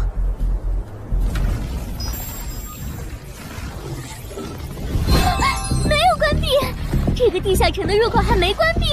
陈海先生还在战斗，他还活着。我去找尚科长。周德死在地下城里，谭姐知道后一定会迁怒同期的幸存者。如果处理不当，尚科长，怎么了？慌张成这个样子？那个地下城入口没有关闭，结束的时间明明已经到了，但是他还在。怎么可能？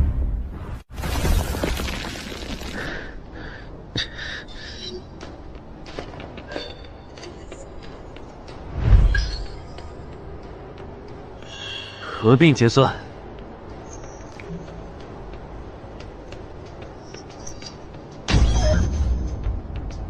原来那个亡灵骑士叫库罗德呀。不过，传奇级，坟场才5级，怎么会有这么超纲的 BOSS？ 说起来，这个地下城的 BOSS 强度这么高，以前真的有人通关过吗？尚科长，你看，尚科长，这地下城暴走后，超过关停时间仍然存在，怎么会这样呢？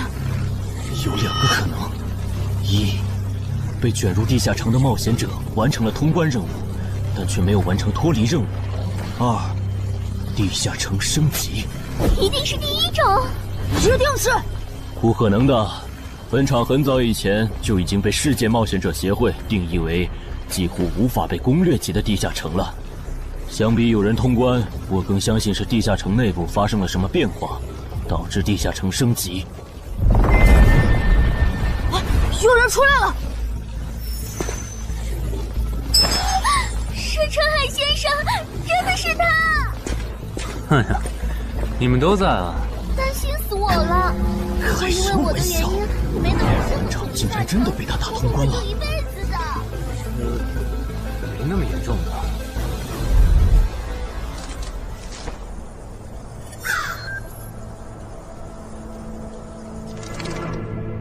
吴王，这是你驻守坟场以来第一次主动觐见吧，库罗德？你知不知道，就在刚刚，你成为了全球首个通关坟场的冒险者。首通？我？对，你要火了。坟场这个地下城虽然等级很低，但是在冒险者圈子里很有名气。你首通的经历应该会吸引到很多资本和散人工会的招揽，当然也包括官方。啊，所以现在是招揽环节。是的，你在女妖之森和坟场的表现已经充分证明了你的潜力。像你这样的超级新人，整个冥省1年下来也不会超过10个。作为云霄市地下城负责人的我，当然不可能错过。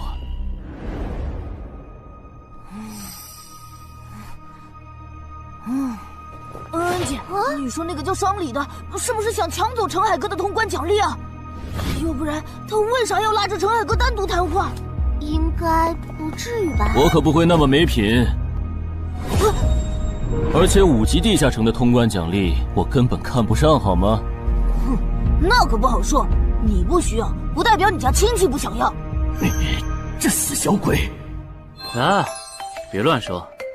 我们在里面聊的久，是因为在谈加入冒险者协会以后的待遇问题。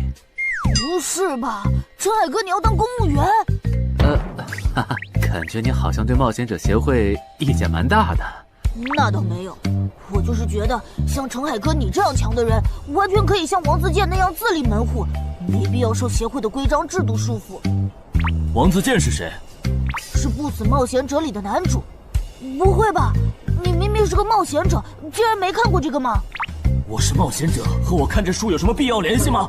这个死小鬼！要不要告诉他们，这本书其实是我写的？你是陈亥？你真的是不死冒险者的作者陈亥？不会吧，不会吧，不会吧！如假包换，不信的话，我可以给你看我写到一半的《不死的冒险者2》的小说原稿。真的吗？啊，你怎么了？怎么感觉你受委屈了？陈海先生，你能不能不要加入冒险者协会？为什么？我以前听我哥和他朋友说过，那些加入官方的冒险者很多都后悔了。你哥有说是什么原因吗？没有，但我还记得他们谈话时的表情，非常的严肃，甚至还发生了激烈的争吵。这样吗？我会慎重考虑的，谢谢你为我考虑这么多。不，我才应该道谢。那个杀千刀的对我弟弟见死不救，你还把他放进来？双李，你是不是成了云霄市的负责人以后飘了，忘了自己是怎么上位的了？我没忘，我请他进协会不是为了护着他，他通关的地下城很特殊，过不了几天他就会被财团或大工会拉拢，好多事就不好办了。要是有潜力的成了官方冒险者，等他们跨过15级大关以后，到时候他们面临未知的危险，你是知道的。不行，那样太久了。他虽然有潜力，但不一定能突破15级变成传说。我要他下周就死。好吧，我知道了，那只能借刀杀人了。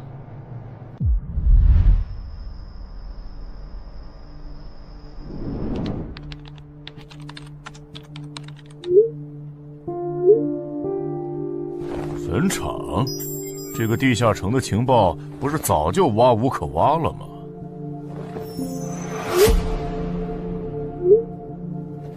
这样就可以了。你确定？5级地下城的首通奖励对普通人来说不算什么，但对6到10级的通缉犯来说那就不一样了。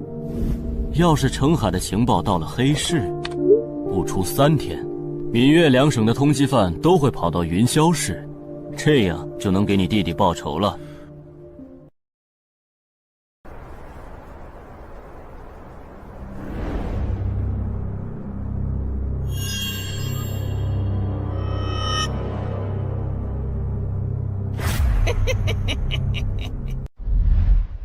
我的个人信息要3天后才能录入官方的冒险者系统吗？是的，我记得程先生你是东山人吧？要不我这边先给你安排一下暂住的酒店，这样你这几天就不用两边跑再折腾了。不用，刚好我要回东山办点事，那我3天后再来云霄。好的好的，那咱们3天后再联系。前提是3天后你还活着。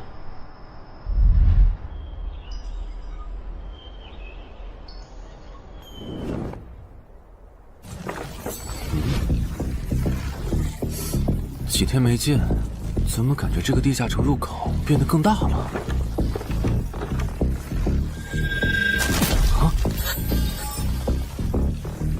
准入等级6级，也就是说，这个地下城的等级现在介于6到10级之间了。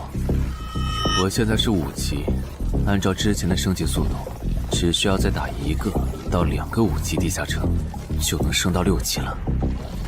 上次翻论坛的时候，我记得东山这边好像有一个5级的地下城正在招募人手，我看看还在不在。好耶，还在。你好，请问你们的招募条件是？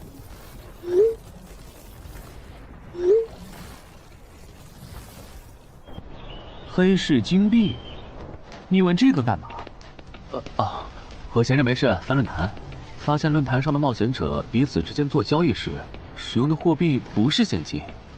冒险者之间做交易，除了用地下城入口和掉落物，就是用黑市金币当货币。黑市金币有什么特殊之处吗？为什么不能用现金交易？黑市金币是挑战10级以上地下城的主要收获。我以前问过安教练，他说这东西10级后有大用处，可具体咋用没跟我细说。原来如此。对了，等级没到10级的冒险者，一般是从哪儿弄到黑市金币的？我也想搞一些。新手的话，你可以试试把不用的掉落物拿到鬼市去卖。你要卖吗？要的话，我晚上可以带你去东山的鬼市。要，谢谢徐哥。东山这边的鬼市只有每周一的凌晨2点到4点有。你别看这边人很多，实际上只有1/10是冒险者，甚至更少。这些摊贩也是卖的东西真真假假，很容易上当受骗。听起来有点像古玩市场。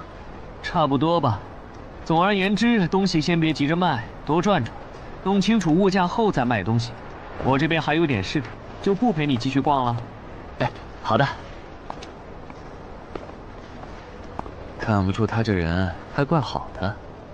好了，到我来扫荡了。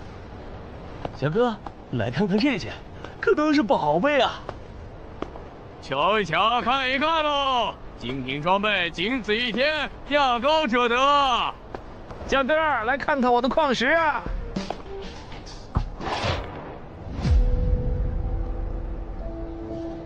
看他求购的内容，这个人想要攻略的地下城，该不会是女妖之僧吧？这位小哥，你有我要的东西吗？如果是对付女妖的话，口琴和长剑应该可以。哈，有啊。你打算以什么价格收？我得先看看货，货好，价格都好说。要看货，你得等我半个小时，我回家拿去。那你得快点，如果在这期间有别人卖我要的东西了，我可就不收了。哼，知道了，都在这里了。这个口琴确实可以吸引女妖，我可以给你6枚黑市金币。Nice。至于这把剑，这剑携带圣化属性，对邪恶生物伤害加2点，能够有效攻击女妖。哦，有点意思。爷呀，你这把剑我可以给你8枚黑市金币，咱们加个微信吧。之后我这边如果再有需要，交易起来也方便。好啊，加好了。慢走啊！赚大发了！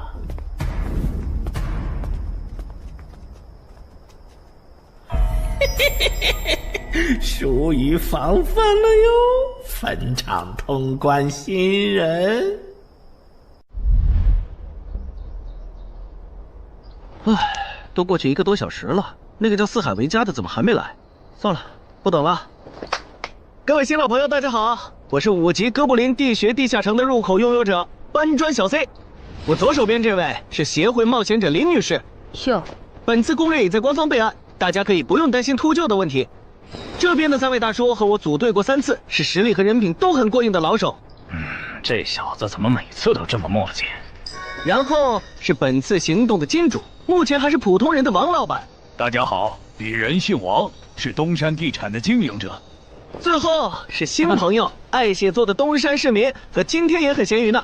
他们都是3级以上，可以胜任后援工作。大家好。怎么这些人都喜欢在公园集合呀？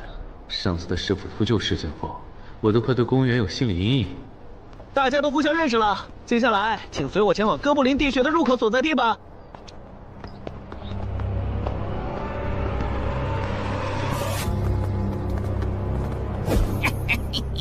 我就知道，他没用黑市金币购买装备，一定是又来换东山这边的低等级地下城的攻略门票了。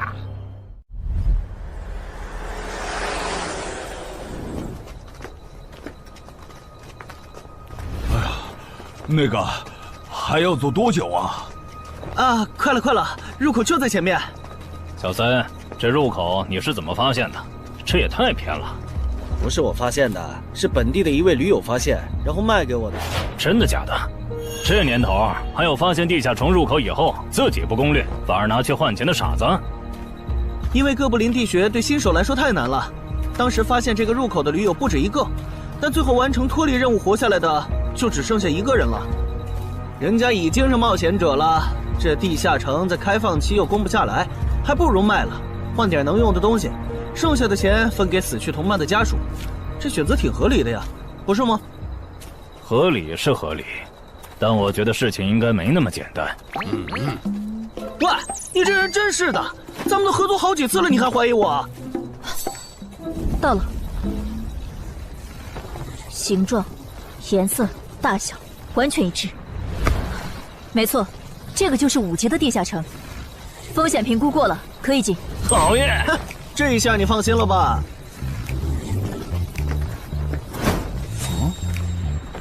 喂，我再跟你们说一遍啊，进了地下城，里面的哥布林归我们管，你们就负责保护王先生，都没意见吧？我这200斤肉就交给2位了。脱离任务呢？通关任务大家都一样，但如果我的脱离任务是狩猎哥布林，那我们会优先满足你的脱离任务，然后再考虑通关。这么容易就能拿到通关奖励，那我更没意见了。我也是。你们脱离任务是什么？杀死2只哥布林。哦，我的也是。看来咱们的任务类型都一样，只是数量上有差异。王老板，你放心，脱离任务是按冒险者等级来的，2到3级冒险者得进入地穴，4到5级冒险者要干掉一些哥布林。你是新手，只要找到哥布林地穴就行，很简单的。原来如此，怪不得我和他的任务不一样。哎，大家听我说，考虑到东山市民和咸鱼小姐的工作是保护王老板，所以等下遇到哥布林，优先让给他们完成脱离任务，没问题吧？没问题。那好，咱们出发。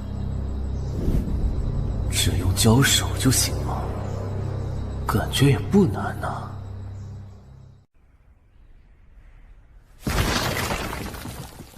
这个你不要吗？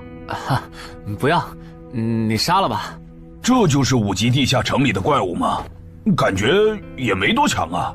那是因为现在遇到的都是小怪，真正难搞的 BOSS， 得深入地穴以后才能遇到。一般情况下，哥布林地穴的 BOSS 哥布林勇士，得3、5个老手一起上才能干掉。哦，原来如此。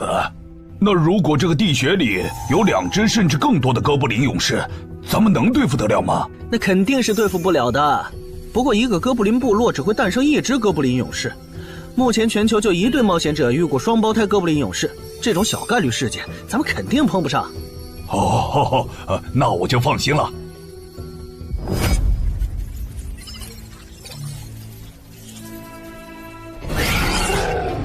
速战速决，别让他们逃回去报信。麻烦了。啊？你指哪方面？从我们踏入地穴到现在，已经遭遇了4波哥布林。较明显，这地下城的小怪数量多得不正常。我们可能中大奖了。搞不明白你们这些富人究竟在想什么。你都这么有钱了，为什么还要成为冒险者？说来惭愧，鄙人成为冒险者主要是为了减肥。减肥？等等，减肥和成为冒险者有什么必然联系吗？这联系可大了。我特意托人问过，目前已知的职业里，有一种不需要锻炼，只要打坐消耗多余的体质，就可以不断变强的。你不觉得这种职业很适合我这种有钱，但是又下不了苦功去锻炼的人吗？花这么多钱竟然只是为了减肥，你们有钱人的世界真难懂。你们在聊什么？嘿嘿，能让我也加入吗？哦呦，连锁子甲都准备了吗？程先生真专业。你之前进地下城的时候也穿了这一套？对啊，如果没有这套防具，我早就死在地下城里了。相反，我倒是很不理解，你们为什么不穿防具？搞定，换班了，下一波哥布林你们处理。行，接下来我们负责打头阵。提升机制，你不知道吗？在地下城内借助的外力越小，完成任务后得到的结算评级就越高。原来还有这种设定吗？我说你的脱离任务咋比我简单？原来是靠全副武装过了地下城。我看你到现在也没有几个有用称号，说白了，你就基础属性等级高些，跟新人比也强不到哪儿去。其实难搞。虽然知道野队不靠谱，但是没想到会这么不靠谱。8人组里竟然有2个新手要保护。你们3个等会儿再聊。拦路的哥布林小队已经清理掉了，可以继续前进了。好的。怎么有3个岔路？正常的5级地穴不是最多只有2个吗？看来我之前的担忧没错，咱们遇到了 bug。这是还不能透露给大众的地下城情报。平均每50个低等级地下城就会有一次实际挑战难度比当前等级高，甚至高很多的特殊情况，也就是 bug。bug 主要分3种情况，第一种是小怪数量的提升，第2种是 BOSS 数量的提升，第3种是 BOSS 强度的提升。比如我们现在遇到的按照他这个说法，就很接近第1种。我之前经历的地下城好像多多少少都有点问题。请问，出现 bug 的地下城结算奖励会比平时多吗？这个要看地下城的实际攻略难度提升了多少。听说运气好能出14、15级冒险者都眼馋的宝贝。所以，我们如果继续深入，可能会遭遇更多的哥布林。是的。听起来有点危险呢。要不这次就算了，咱们回去吧。反正我也成为冒险者了。不能回。这个地穴的哥布林数量虽然变多了，但 BOSS 的强度没变化呀。我们只要把 BOSS 解决了不就行了？只要速战速决，在大多数哥布林发现我们之前，找到并杀死这个地下城的 BOSS， 其实和正常通关没多大区别。BOSS 的强度没变化，只是你的猜测。要是 BOSS 强度大幅提高，无法快速击杀，等他的援兵一来，咱恐怕就得被困死在这地下城了。所以就要放弃啊？这点风险都不肯担，那还不如尽早转职当后勤算了。这是一点风险，情报不足就去挑战等级比自己高的地下城，简直就是找死。那个，要不这样好了，咱们举手表决，想要继续的留下，想退出的就原路返回。这主意行啊，2不耽误。来去自如，这你满意了吧？现在开始举手表决，要留下的举手。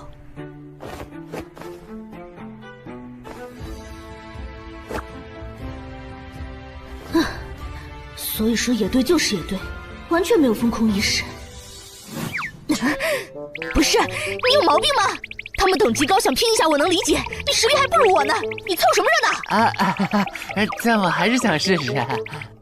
既然大家已经做出选择了，那就在这里分道扬镳吧。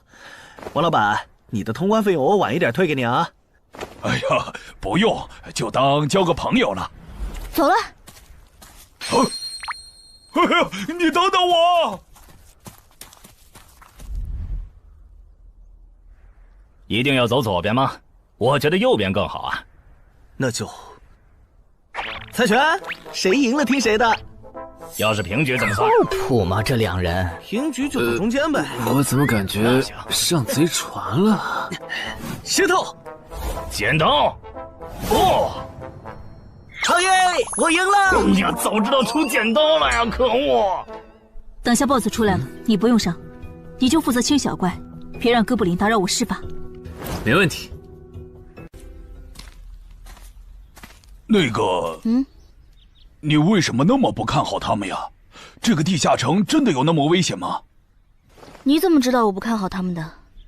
啊，我毕竟是做生意的嘛，基本的察言观色还是会的，所以，我选择退出主要是因为这个称号，它的效果是为佩戴者指出前方的危险。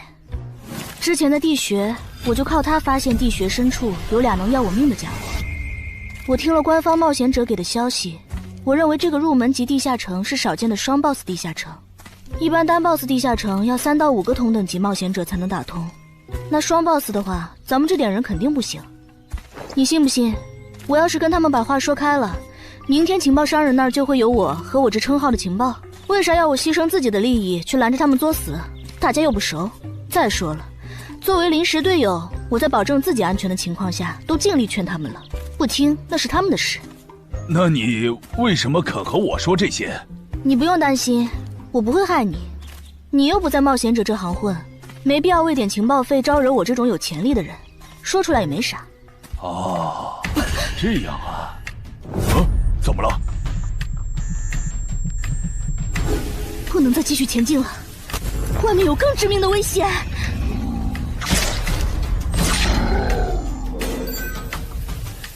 2级速能法术，烈焰爆！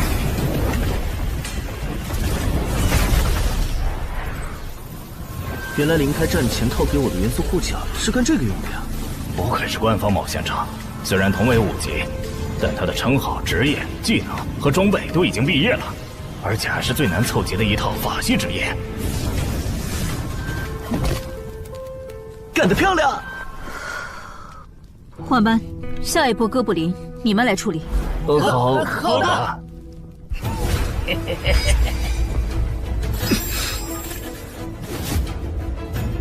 啊！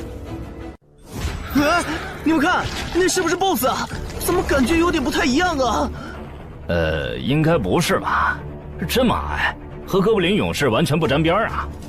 等等，这是……大家小心，这确实是 BOSS， 只不过不是哥布林勇士，是哥布林萨满。给我冲！大家速战速决，在哥布林勇士出现以前结束战斗，不然我们就危险了。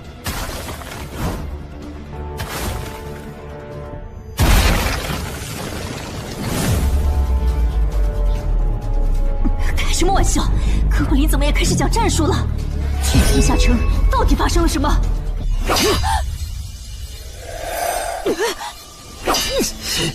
快走！我来会会这家伙。林那边好像遇到麻烦了，你们出个人去帮忙。你在开玩笑吗？这么多哥布林，我们哪抽得出人手？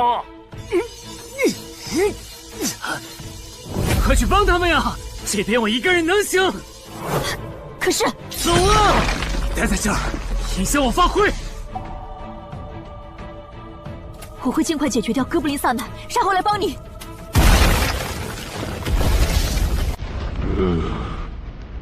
可不，现在没人能打扰我们了。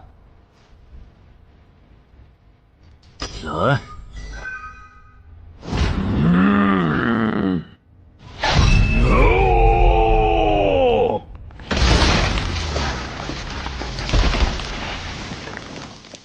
这个 BOSS 力量惊人，但太笨拙了。就算不用一步一杀，我应该也能躲过他的大部分攻击。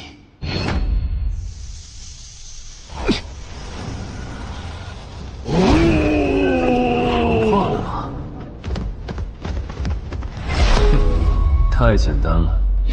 虽然你黄化后的速度和力量涨了，可出招没个计划，反而更容易躲了。所以，这就是5级地下城 BOSS 的强度吗？说实话，有点扫兴。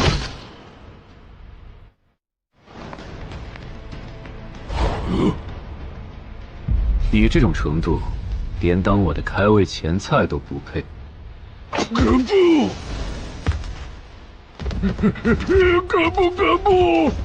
连死战到底的勇气都没有吗？这样看，我以后不用对5级地下城抱有期待了。这个地区到底还有多少哥布林啊？再这样下去，我可顶不住了！再用一次那个火焰魔法！你以为我不想吗？这个哥布林萨满一直在用低级法术看让我施法。等一下，通关任务怎么完成了？我的也是。石头山市民解决掉了哥布林勇士，大家再撑一下，他等下应该会来支援我们。我看不见得，他既然已经完成了通关任务，就没有理由再回来冒险。那咱们也撤吧，反正通关任务已经完成了。不行，如果我们不能一鼓作气杀死哥布林萨满，那撤退的路上我们会被他们耗到死的。您说的对，现在还不能撤，大家顶住！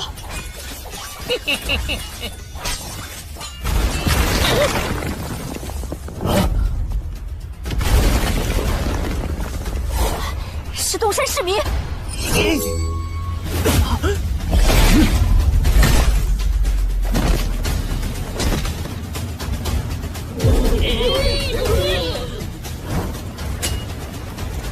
你从哪儿找来的大佬啊？双 BOSS 地下城就被他一个人打穿了？不是我找的。关于我的事情，麻烦大家帮忙保守秘密啊！明白。你这种有潜力的新人，容易被人盯上，等级没升上去前，确实不能太张扬。理解万岁。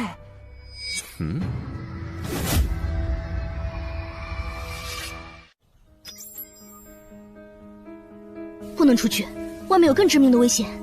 啊，更致命的危险？就是有一个危险程度远比双 BOSS 大的冒险者守在外面，我们出去就会被杀。那怎么办？回去找其他人，说服他们一起抱团冲出去。啊！你们竟然把2个 BOSS 都杀了！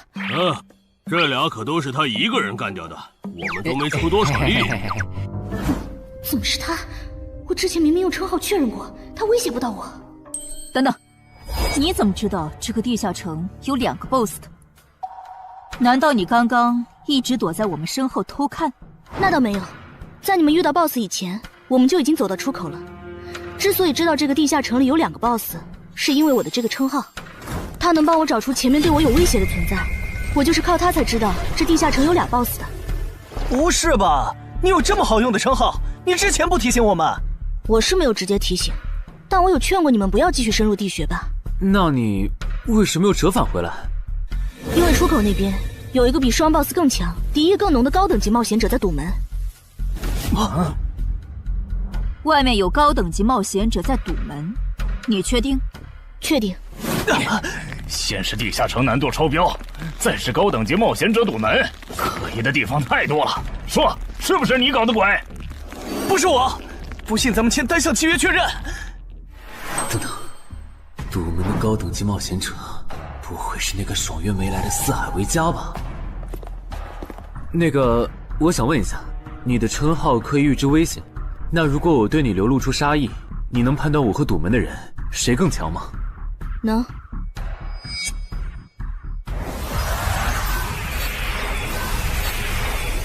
现在，我和外面的那个高等级冒险者，谁强？外面的要强一些。明白了。那摆在我们面前的，就只有一条路了。大家先去结算各自的脱离和通关任务，等提升完，咱们就去和出口的堵门者拼命。也只能这样了。早知道买这个地下城会出这么多事，我当时就不该手贱。事已至此，后悔也没用了。再说，咱们这么多人，未必打不过。这都多久了，怎么还没人出来？那个通关坟场的小子不会死里边了吧？你有没有兴趣？不好意思，我想再考虑一下。没想到第一次进入地下城，就让你遇到这种事，实在不好意思啊。就算出来了，这次没有掉入史诗级奇物，看来双 BOSS 的地下城难度也远不如坟场啊。感觉下一个地下城可以跳过6级，直接尝试7级了。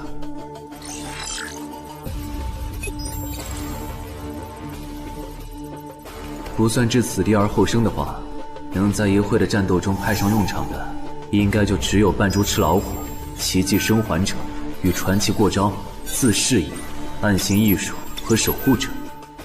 与传奇过招这技能比置死地而后生差点，能让我状态拉满，但要扣4力量、4敏捷、2感知。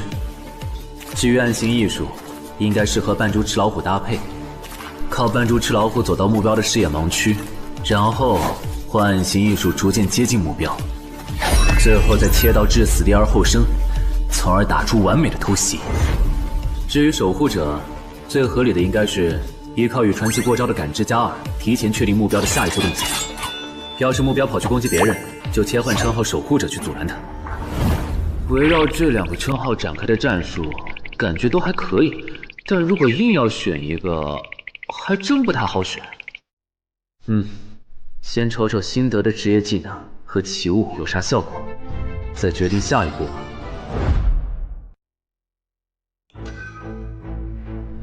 这个向死而生不错呀，就凭它能够提升步伐和身体柔韧性这一点，搭配一步一杀的技能效果，我以后就可以在闪躲的同时攻击敌方要害了。好技能啊！还有这个假死技能，考虑到在现实世界，冒险者死后是不会产生掉落的，我完全可以利用这个技能装死，然后找机会偷袭反杀，兵不厌诈。只要那个堵门的不是脑子有毛病，非得跟尸体较劲，我就能狠狠地阴他一把。当然，这是万不得已的选择。要是可以的话，我肯定想光明正大的赢。哇，这次掉落的东西都很棒啊！骨笛、萨满旗帜和传承之书，以后去地下城就能有个哥布林跟班了。而且这个哥布林的秘药搭配上骨笛，运气好的话，能拉来一只哥布林勇士当打手。保险起见，我就不继续囤升级券了，先把战斗力拉到最高再说。我目前持有的奇物中，等级最高的就是这家伙了。把奇物升级券用在他身上，肯定是最优解。就这样，对传奇亡灵库罗德的头盔使用奇物升级券。只能升到史诗级。那算了，先用装备熔炼炉把这几个用不上的给熔炼了，看能出什么好东西，再决定奇物升级券用在哪儿。不是装备型的奇物不能熔炼吗？那我手里没用的装备，估计也熔不出啥好东西。没办法了，用奇物升级券提升被污染的名剑吧。使用奇物升级券。好酷的剑！头盔和武器确定了，那装备祈愿券就用在防具上吧，正好替换掉我买的锁子甲。厉害！这套铠甲穿起来比我之前用的锁子甲还轻便。东山市民，你那边完事了吗？差不多吧。你们整理完了吗？完事了，再给你们上一轮 buff，就可以出发了。你的装备好酷啊！这些都是你在这个地下城那再等我一下，做的吗？我招个怪物随从。啊！喂，别无视我呀！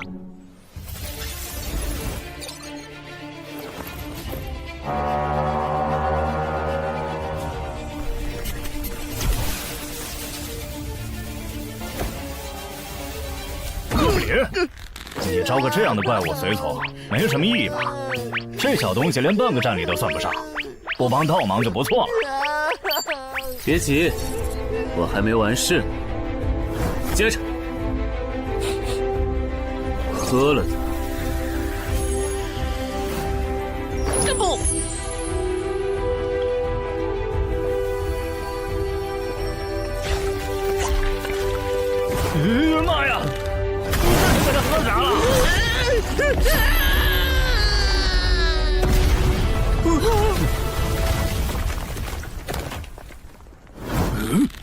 天哪，他变成 BOSS 了！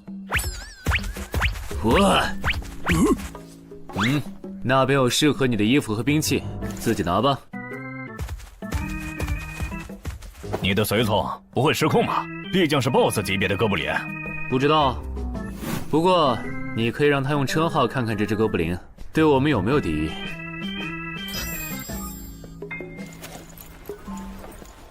看了，他对我们没有恶意。那就好。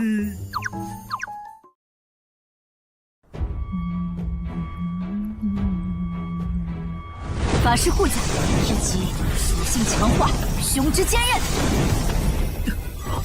好厉害，体质竟然加强了2点。属性增益只有1个小时。法师护甲能给没穿护甲的地方加点防护，虽说比不上你身上这套的防护力，不过有总比没有强。我呢？好耶！你没事吧？没事，休息一会儿就好。嘿嘿，终于出来了！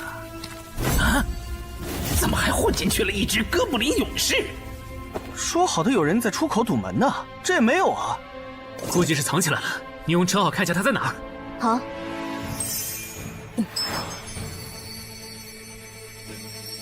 啊，找到了，他躲在1点钟方向最粗的那棵树后面。大家小心，他在入口前面放了很多捕兽夹，注意别踩到了。捕兽夹？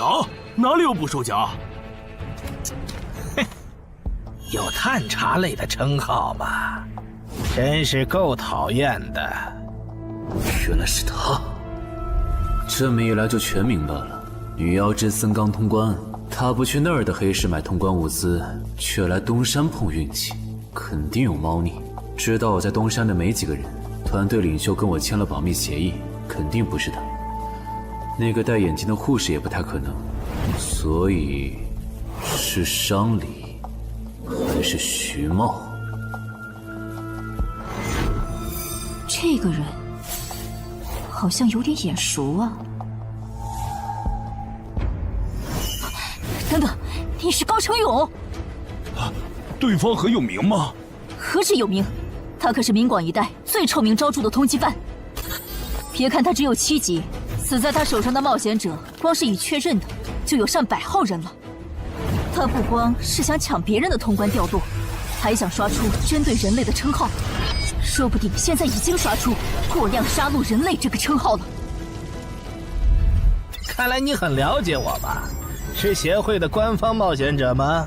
果然，他已经刷出了那个称号。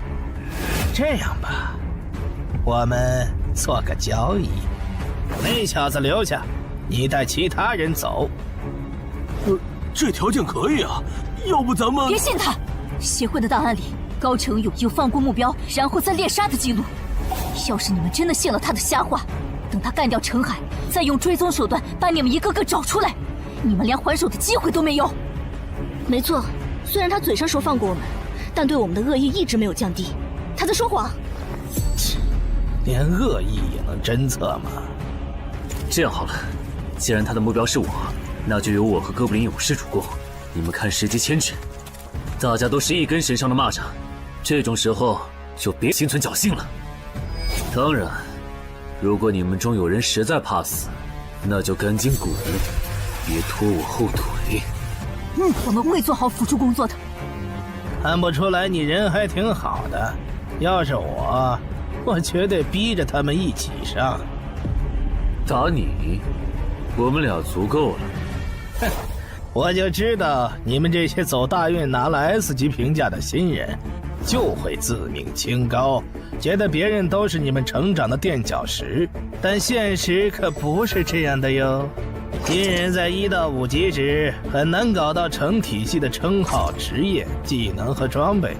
你的武器和铠甲这么豪华，我猜大多是装备吧。不巧哦，我的技能偏克你这类新人。可是，迟缓术，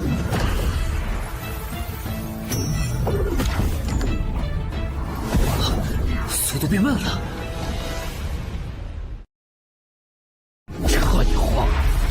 术可不只是速度变慢而已。遇到使用长镰这种冷门兵器的我，被上了十环术的我，也根本接不住你的招。你是这么想的吧？很遗憾，如果你就只有这点东西的话，那很不幸的告诉你，今天你踢到铁板了。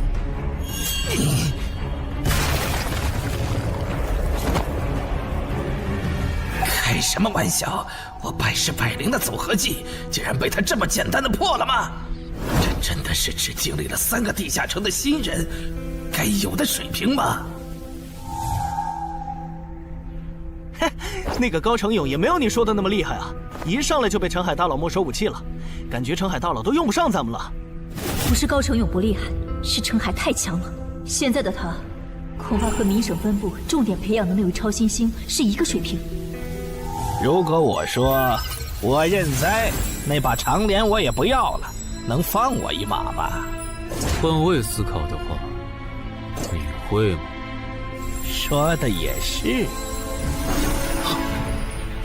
消失了，那件披风的效果是隐身。唉，一想到超新星要死在我手里，我就感到惭愧呀。如果你没遇到我这样的新人杀手，大概会成为传说级冒险者吧。可惜，今天你就要死在这儿了，是你选择的死战。澄海，小心，那人没走，就在你周围。你这娘们儿！你在看哪儿呢？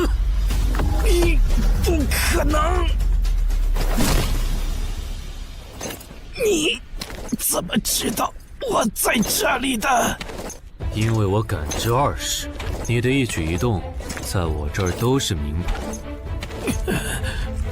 蛮感知吗？这个人你来上。好嘞。老天，真是不公平！我想问一下，3人冒险者如果要加入协会，录入个人信息大概要多久？工作日的话，半天。这么看来，就是云霄市协会泄露消息的。我申请加入东山的官方冒险者协会，不过我前天口头上答应要加入云霄市的，他们还没录入我的个人信息。现在换到东山，程序上合规吗？当然，我代表东山市冒险者协会欢迎你的加入。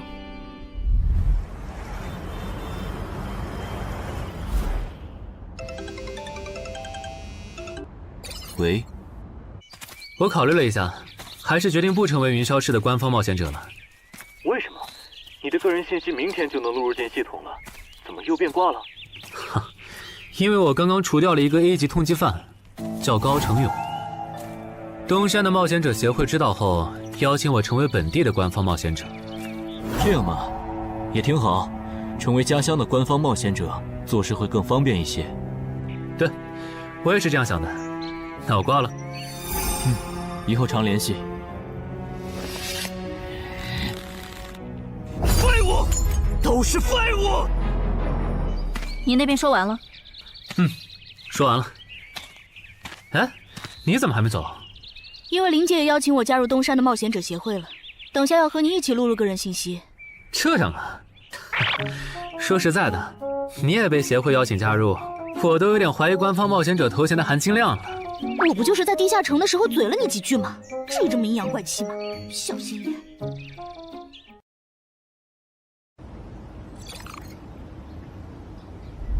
请关闭称号和职业技能，用你自己的力量对着他出拳。好。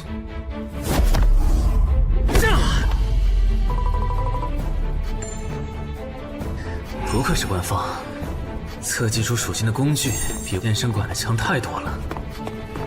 12点，那我呢？他们测完了吗？测完了，他的力啥玩意儿都是12。17点，只有12吗？这跟他之前的表现差太远了，我以为他至少14甚至15呢。只有12点却能杀掉9级的高成勇，主流的职业称号肯定做不到。等我激活了职业和称号，再测一次，肯定压过你。澄海先生，你的个人信息已经录入了，这是你的证件。这么快？特事特办，你可是以一己之力打穿了双 BOSS 地下城，还单枪匹马完胜高成勇。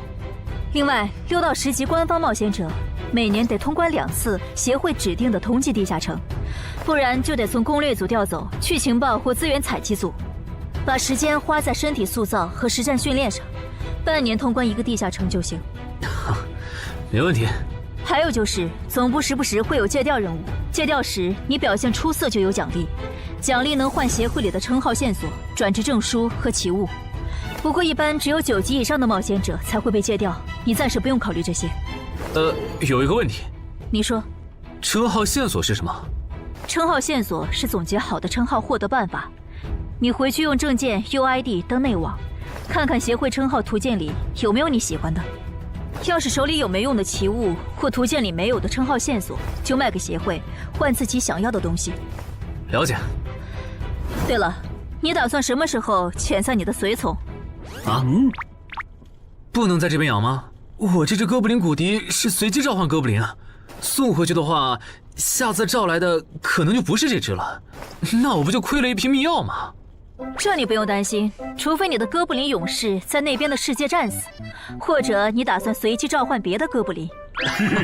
原来如此。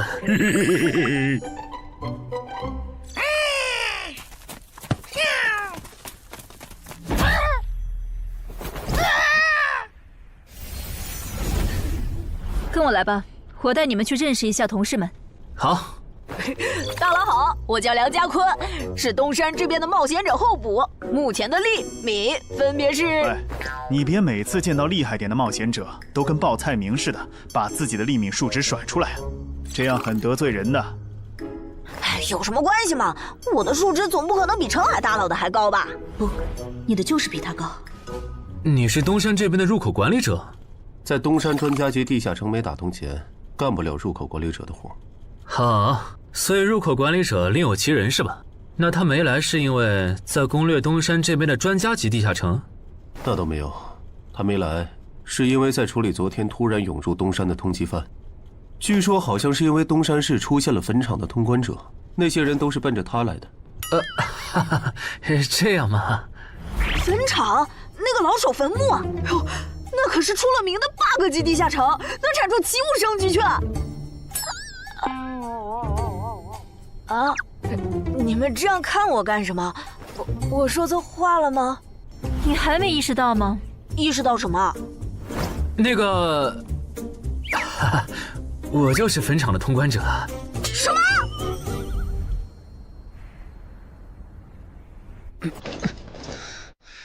虽然已经说好这段时间把精力用在属性提升和恶补地下城知识上，但家里这个入口，我还是想有始有终，一个人单刷的。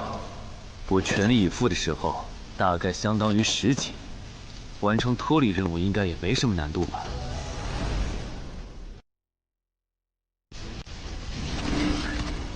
感觉也没怎么变。咦？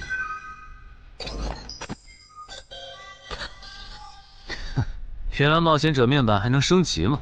那是不是等11到16级的时候，我的面板还会有变化？怎么感觉升到6级后的限制反而变多了？等升到11级，不会还来一些新的限制吧？就先这样，搞定。账号弄完了，让我看看这次的脱离任务是什么。脱离任务从单选变成2选1了，这对不打算通关的冒险者来说倒是个好消息。不过，豺狼人，原来这片森林除了鱼人以外，还有别的怪物吗？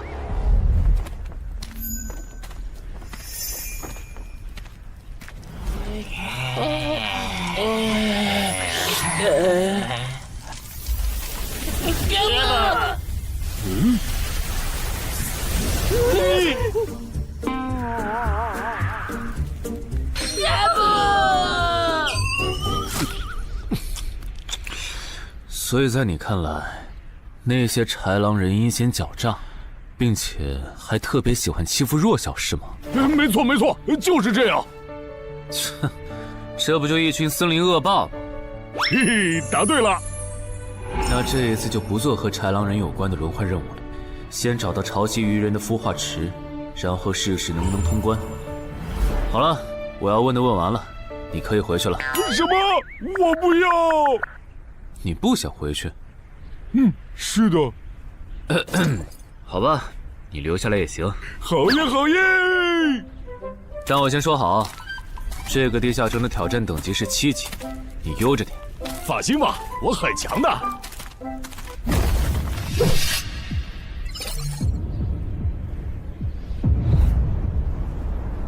结果你还真组了个野队，让人家带你通关。嘿，还是5级的地下城，你这胆子够大的。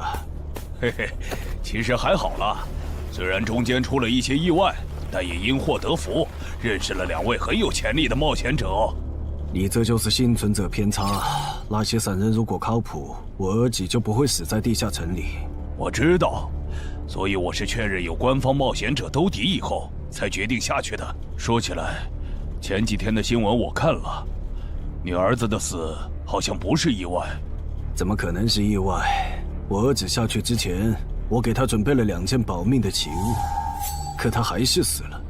那2个弱鸡入口拥有者却活着，开什么玩笑？可惜那2个杀千刀的没撑到我出手，就栽在别人手上了。不然，我一定要让他们后悔来到这世上。那这人也算间接为你儿子报仇了，咱得报答他呀。他叫什么名字？叫陈海。我这次来东山，就是要当面感谢他。陈海，你认识？我组的临时野队里也有一个姓陈的，可能就是他。什么？科长，都打起精神来！那些豺狼人斥候说不定就藏在附近的灌木丛里，你们这样懒散很危险的。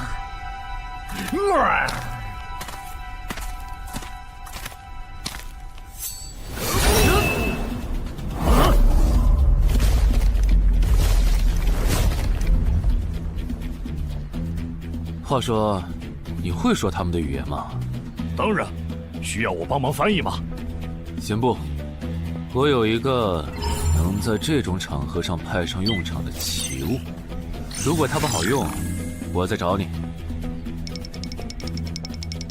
你们的孵化池在哪？告诉我，我可以留你们一。你以为我会出卖我的族群吗？绿皮傻大个的小跟班儿！你以为我会出卖我的族群吗？绿皮傻大个的小跟班儿！有种你们就杀了我！队长死了，别得意，领军大人会为我们报仇的，咕噜。在湖底有一个水下洞穴，穿过洞穴会抵达一个天然的地下洞窟，我们的孵化池就在那里。你叛徒，咕噜！这只留他一命，挂树上，之后咱们去找湖。你跑那么远干什么？人类果然都不是好东西。那个冒险者很强。不好，是白战的霍格。继续通知游击队，把湖里的鱼人引出来，给这个冒险者创造破坏孵化池的机会。好的，霍格老大。至于你，哇，这湖比之前用无人机航拍的时候感觉还大。得先找到水下洞穴，然后游好久才能到孵化池。就这要求，能把99%的冒险者都给淘汰掉。不过好在我有海之炎能水下呼吸，虽然不会游泳，但头盔里有库罗德水下战斗的经验。老大，我不会游泳，我可不可以先回去啊？你不会游泳？行吧，那我先送你回去。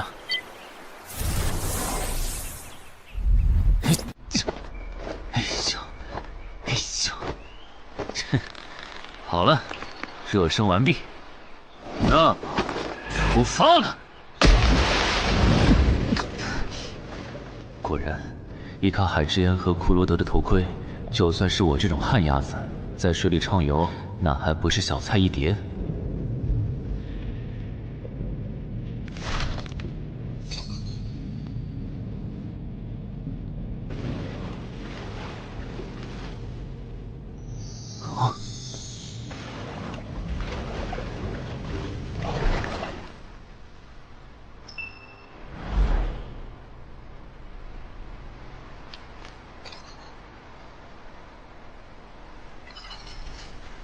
常驻脱离任务完成了，看来这里就是鱼人的孵化池了。但是，怎么没看到守卫？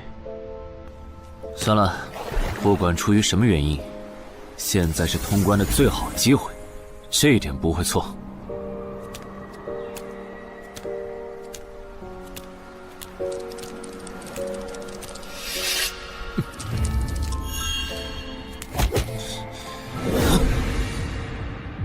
就一个咕噜，有点不够分呐，咕噜。都过去这么久了，竟然还有不知死活的笨蛋想要捣毁孵化池，咕噜。是啊，不过没想到的是，这次来的竟然不是豺狼人，而是人类啊，咕噜。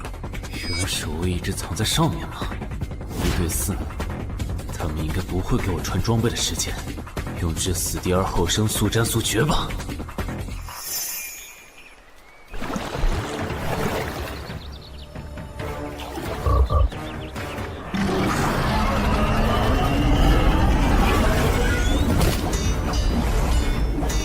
人类闯入孵化池，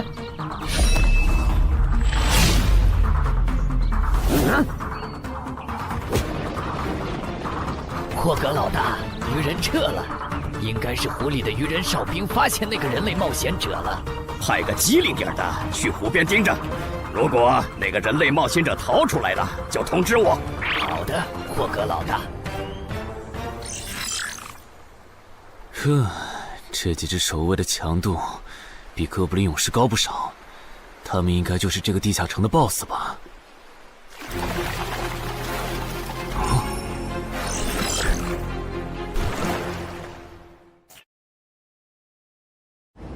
6到10级这个阶段的地下城 BOSS， 通常可以划分为团队增益型和个体高战型2类。前者实力一般，但可以为同种族个体提升综合实力。独狼面对这种类型的 BOSS， 几乎很难靠一己之力通关。每次上我的课，你不是翘课就是打哈欠，怎么？我的课有那么无聊吗？但你今天讲的内容之前不是讲过吗？你要是说点11级以后的常识，我说不定会认真听。你以为我喜欢讲这些？还不是因为你们这些莽夫 ！CJ 的超新星不自大，不单人去调高等级地下城，就不会被 BOSS 弄死。公司也不会把我临时叫过来给你们突击补课了。什么？顺治死了？是啊，你这几天没上论坛吗？大家都吵翻天了，说他的死浪费了 CJ 对他的投资。这我还真不知道，到底怎么回事？你快和我说说。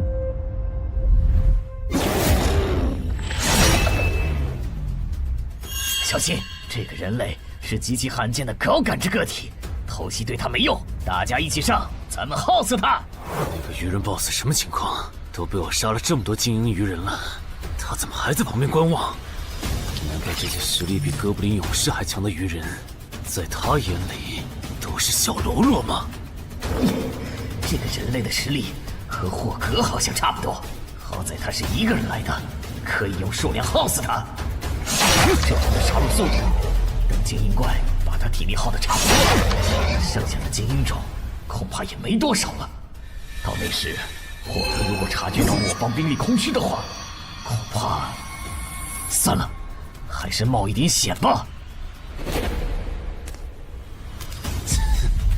终于感到心疼，要亲自出马了吗？奇迹生还者，等这个很久了。邻居大人小心，这个人类冒险者和霍格一样强。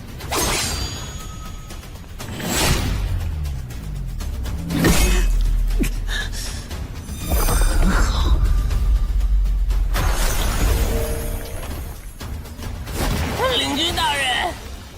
别管我，他伤得更重，还不擅长水下作战。就算没我帮忙，你们也能轻松杀掉他。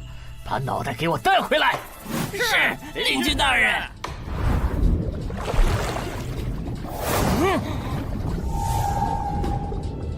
那个人类不是重伤了吗？他咋能这么快逃到这儿，还迅速干掉鱼人哨兵的？他是被人潜到身后，然后一招毙命的。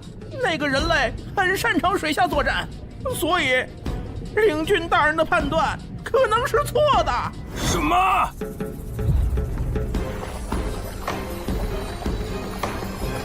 该死，总算活着逃出来了。多亏了这个奇迹生还者呀，不然我就得交代在这儿了。果然和我预想的一样，那个鱼人 BOSS 沉不住气，要是他再晚点，我就会被耗死了。怪不得团长说，独狼到了更高级的地下城会越来越吃力。一挑多肯定没胜算呢，看来我还是得找些厉害的队友了。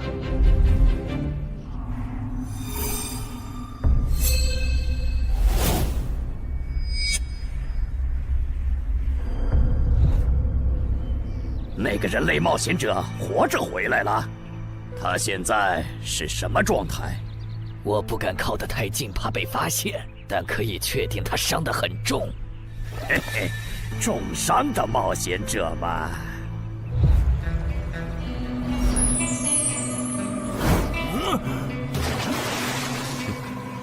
下次再找你们算账。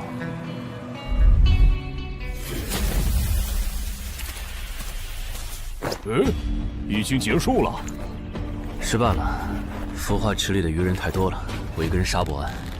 我刚才翻了下你们的传承之书，如果你的战斗累积到一定场次，会升阶为更高等级的百战哥布林。以后你就用这把剑斩杀和你实力差不多的地下城怪物。等你成为了百战哥布林，这剑对你没啥用的时候再还给我。那您用什么？哼，我用这剑。啊，对了，你以后得练一下游泳了。后面我还要再打一次这个地下城，到时你得出力。好吧。这一定是豺狼人干的。激活技能，与死亡共舞。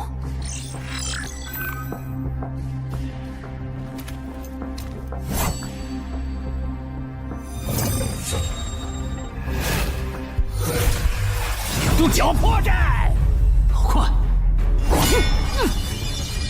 切！豺狼人，还好，为了以防万一，把感知拉到20，不然刚才这只豺狼人就得手了。切！这个人类不是受重伤了吗？可他刚才的动作根本就不是重伤之人能做出来的。他不会是在钓鱼吧？他跑了。不一定是逃跑，也可能是在示弱，引诱我们过去。那咱们还追吗？如果追过去的话，感觉很可能会进了他们的包围圈。算了，不追了。等找到足够强的队友，做了充分的准备以后，咱们再回来和他算账。好的。哎呀，没想到6到10级的地下城的难度会比5级的高那么多。下次得提前掌握好情报再去通关，不然风险确实太大了。是任务结算呢。哼，说起来，这一次我虽然没有通关，但宰了那么多鱼人，怎么说也该有个 A 吧。水产过敏怎么了？不对，你怎么知道我水产过敏的？还有啊，我是人，你给我一袋动物口粮是什么意思啊？就算他吃不完，这会难吃。什么？他加入东山的冒险者协会了？你给我站住！你当初是怎么信誓旦旦的跟我说他死定了的？连高成勇都栽在他手上了，我能怎么办？听你这意思，我弟弟的仇你是不打算管了呗？哼，也是，你已经靠我爷爷成了云霄市入口管理人，上了岸的你哪能冒着被革职的风险对隔壁市的超新星下黑手呀？我真是看错你了，早知道爷爷当初留下来的资源就该用在周德身上。干什么？转手我爷爷留下来的遗物啊！我弟弟死了你不帮忙，那我就把你想要的遗物给能给我报仇的外人了。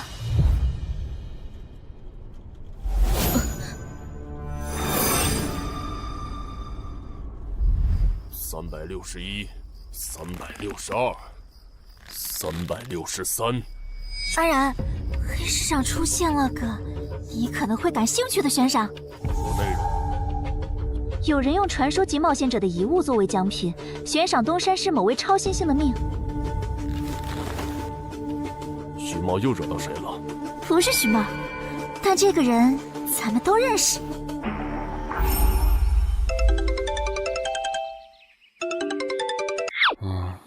喂，陈海哥，你被人盯上了。我知道呀，这问题不是已经解决了吗？这次不一样，有人在网络黑市高价买你的命。哎呦，你别不当回事！发出这则悬赏的人出价很离谱。我哥说，如果不是你救过我，他说不定也要分一杯羹。具体怎么回事？你再详细说一下。就是我哥他们在网络黑市上看到，还真有你的悬赏。能查出来是谁发的吗？不用查，就从这则悬赏的报酬反推，发出者大概率是已故的传说级冒险者周建明的直系亲属。你怎么和他们结上仇的？他们为了你把遗物都掏出来了。不知道，我都没听过这个人啊。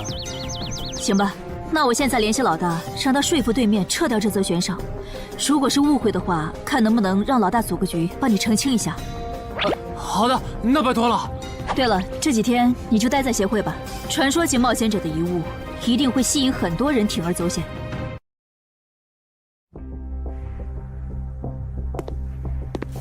被人捷足先登了？不对，这里似乎没发生战斗。看来那个叫程海的，当时应该在攻略自己家里的地下城。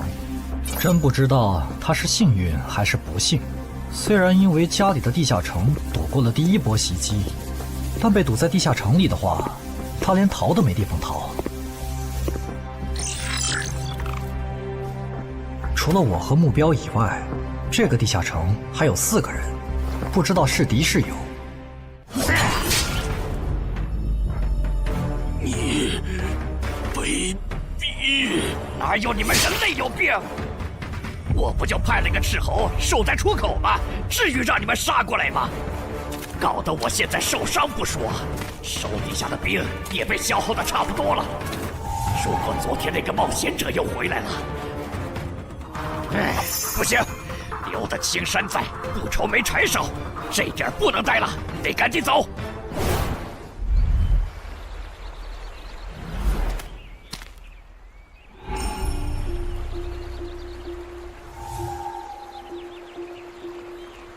3个猎人，也就是说，目标那边顶多只有1个同伴吗？这么看的话，这个游戏变得更有意思了。安教练，你找我？对，程海被悬赏的事，你知道吧？知道。正好，你给程海打个电话，如果他不知道自己被悬赏了，随便挑个6到10级地下城，邀请他和你一起打。剩下的不用我说，知道该怎么做了。徐茂打过来的，肯定因为悬赏的事。不知道他是来提醒我的，还是来试探我的。哎呀，算了，还是不接了。反正家里地下城入口这次肯定是暴露了，要是之后问起来，我就说在攻略家里的地下城。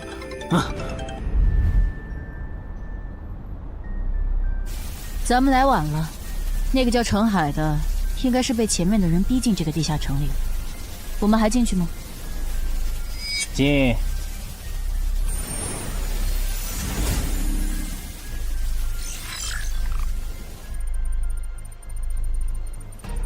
又进来2个人。等等，这个轮换脱离任务怎么变得无法完成了？难道说这个地下城的精英豺狼人已经被杀到不足5匹了？你好，那边的人让我问你，要不要一起开个会？那边的狂战士好像有事要跟咱们商量。也就是说，你和你的同伴是最先进入这个地下城的，程海不在这里。对。那我不明白了，你们没堵到人，为什么不离开，反而在这儿扎堆守着湖呢？因为我同伴的主职业是海兽祭司，他因为职业特性的原因，发现这个地下城刚刚诞生了一只英雄级鱼人，他想趁着对方还未成长起来，和他签订主仆契约。那你们呢？你们为什么不去做轮换脱离任务？因为我们进入地下城用无人机找程海的时候，只发现了守在湖边的他。等我们赶过来以后，他既不承认程海在湖里，又不肯交代他守在湖边不走的理由，那我们能怎么办？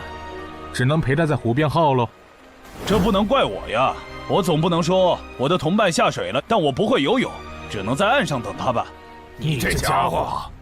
啊，我怎么了？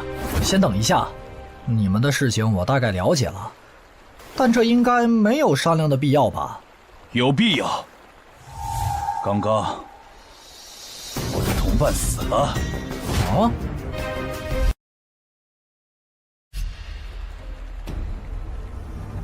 力量涌上来了。这样的食物外面有很多吗？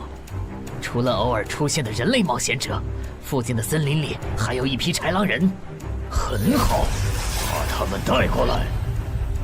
现在恐怕不行，因为昨天和今天的冒险者已经把我们的兵力削弱到无法和豺狼人抗衡了。那需要多久？50个日升和日落。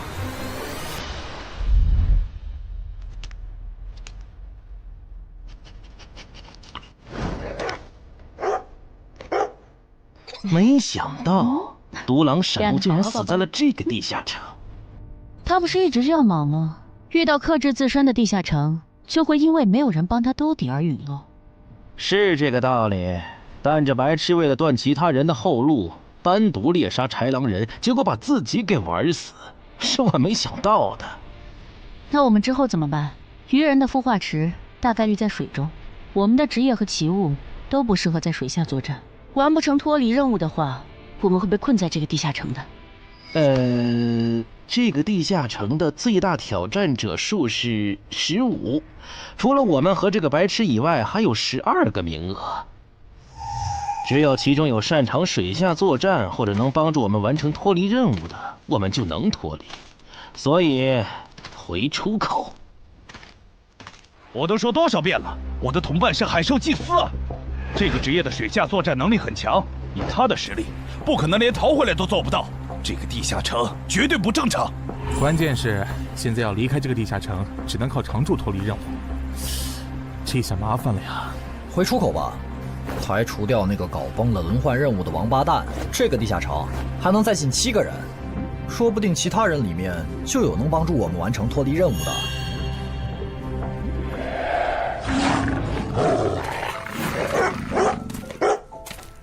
自杀者王二，他不是去月省了吗？怎么会出现在这里？你们得手了？没，目标可能根本就没进来，咱们被耍了。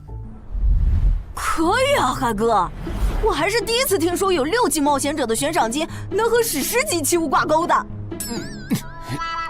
这又不是什么值得骄傲的事，而且不管从哪个角度看，官方冒险者被公开悬赏这件事都太奇怪了吧？你这么一说，倒确实是。虽然冒险者适用的法律和普通人不太一样，但官方冒险者被公开悬赏这种事，我也是第一次见。因为悬赏的发起人很特殊，他是已故传说级冒险者周建明的孙女，而周建明就死在天门入口翻船事件中。好痛啊！上吧！所以，战死在天门的周建明的后人才会继承遗物，拥有诸多特权。对，又因为周建明的孙子死在了坟场，而你又救出了2个本不可能活着的一般市民，堵死了他弟弟的生路，所以周建明的孙女才会迁怒于你，想要你死的。照你这说法，我们的矛盾岂不是化解不开了？那倒不至于，老大已经约了米省负责人，也就是周建明的旧友，还有发布者，一起谈这件事情了。快的话，下午就能谈出个结果了。我们没来晚吧？没，刚刚好。那就好。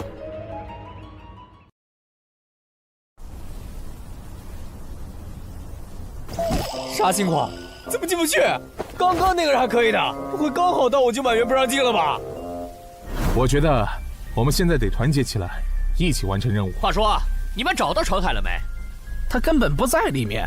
啥？程海不在这个地下城，脱离任务需要下水才能完成。对，本来轮换任务不用下水的，现在任务推进不了，只能等入口翻转以后再进去了。关键是这片森林里的物资，可能不够我们撑到入口翻转的那一天。那怎么办？有人的物品栏里带了足量的食物和水吗？我可以高价收。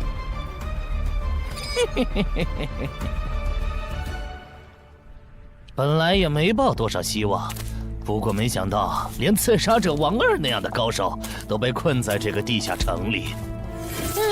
这样看，少了这些竞争对手，等我完成脱离任务出去以后，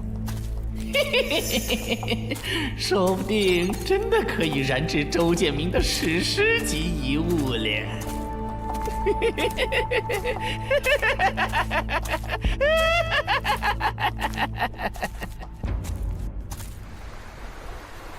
什么？有远方的鱼人部落派使者来拜访我们？是的，对方自称是寇涛鱼人的大祭司。大祭司？吞噬者大人，要和他见一面吗？见，不过以防万一，把放出去的鱼人都叫回来吧。寇涛鱼人吗？我还真挺想知道他是怎么找到我这里的。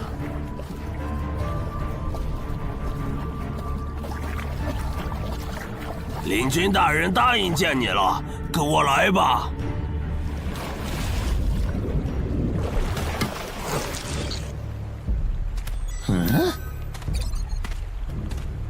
这就完成脱离任务了，真是得来全不费功夫。你在看什么？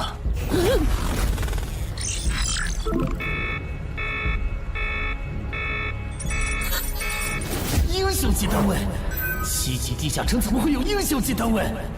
你在发什么呆？吞噬者大人问你话呢。别慌，他们看不到我的任务面板，只要找个理由搪塞过去。理由，有了。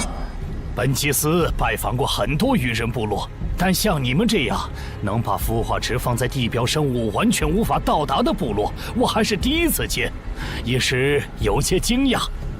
这样啊，那不怪你，毕竟不是哪一只鱼人都能找到这样的风水宝地。嘿嘿，不对，他有问题。天赋不会说谎，打他出现在我视野里的那一刻开始，我的天赋就一直在提醒我，吃掉他，我还能再升一级。我的天赋是不会对同种族的鱼人同胞生效的，他根本就不是鱼人。如果不是那个叫程海的圣母心泛滥，我弟弟才是最有可能完成脱离的人。官方冒险者应急预案操作手册第4条，被卷入生存类地下城翻转拉人事件，需优先帮助弱势群体完成脱离任务。嘿，程海的操作完全合规，不是他的问题。但他那个时候还不是官方冒险者。周畅，你先别说话，我就问一个问题。您说，如果一切顺利，你觉得程海能成长到哪个程度？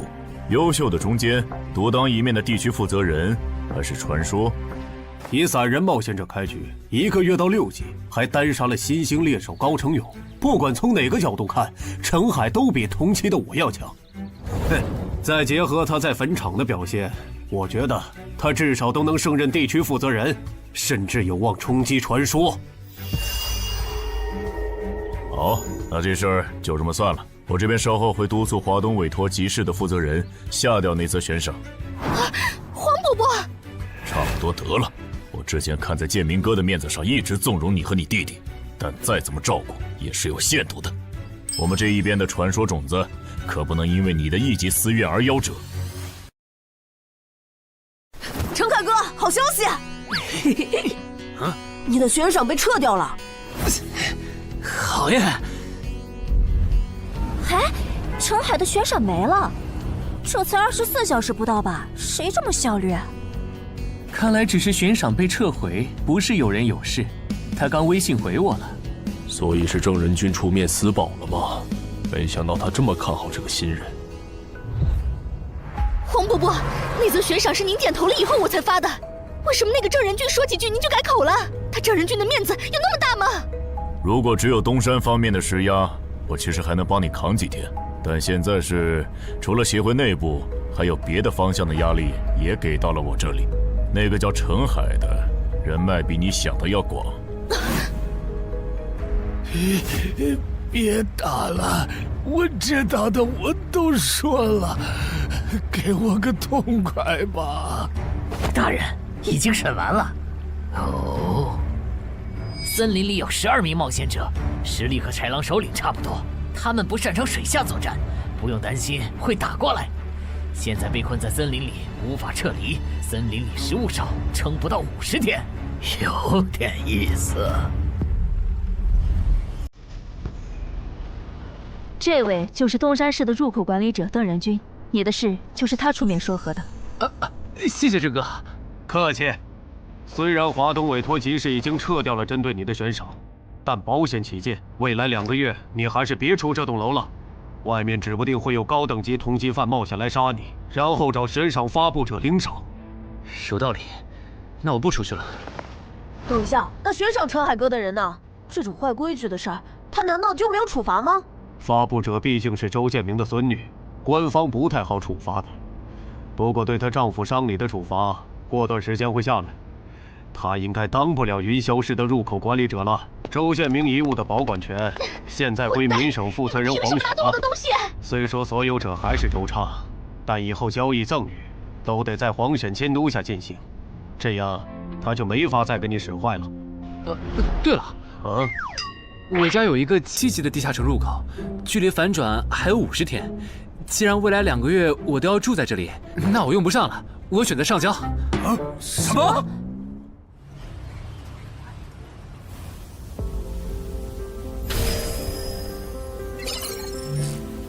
确实是6级到10级地下城，而且挑战人数已达上限，现在进不去了。哼，有意思。让后勤部过来安装几个微型摄像头，之后如果有人从这个地下城脱离，你就通知我。那澄海呢？按规章制度来。你隐瞒了地下城入口，违反官方冒险者的规定。不过念在你中途才进协会，又没培训过，就从轻发落。等你到9级时，多接一次协会例行任务就行。对于这个处罚标准，你能接受吗？能。还有就是，从明天开始，你要和常京川、梁家宽一起上地下城相关的常识课，早上8点，别迟到了。好。什么？他们还对你做了内部处罚？真过分！明明没有造成影响，而且澄海哥你跟他们报备的时间也不算晚啊，为什么要处罚你？因为相关条例就是这样，而且他们的处罚程度也很轻，所以也还好吧。相比起来，我更担心那些进地下城的赏金猎人。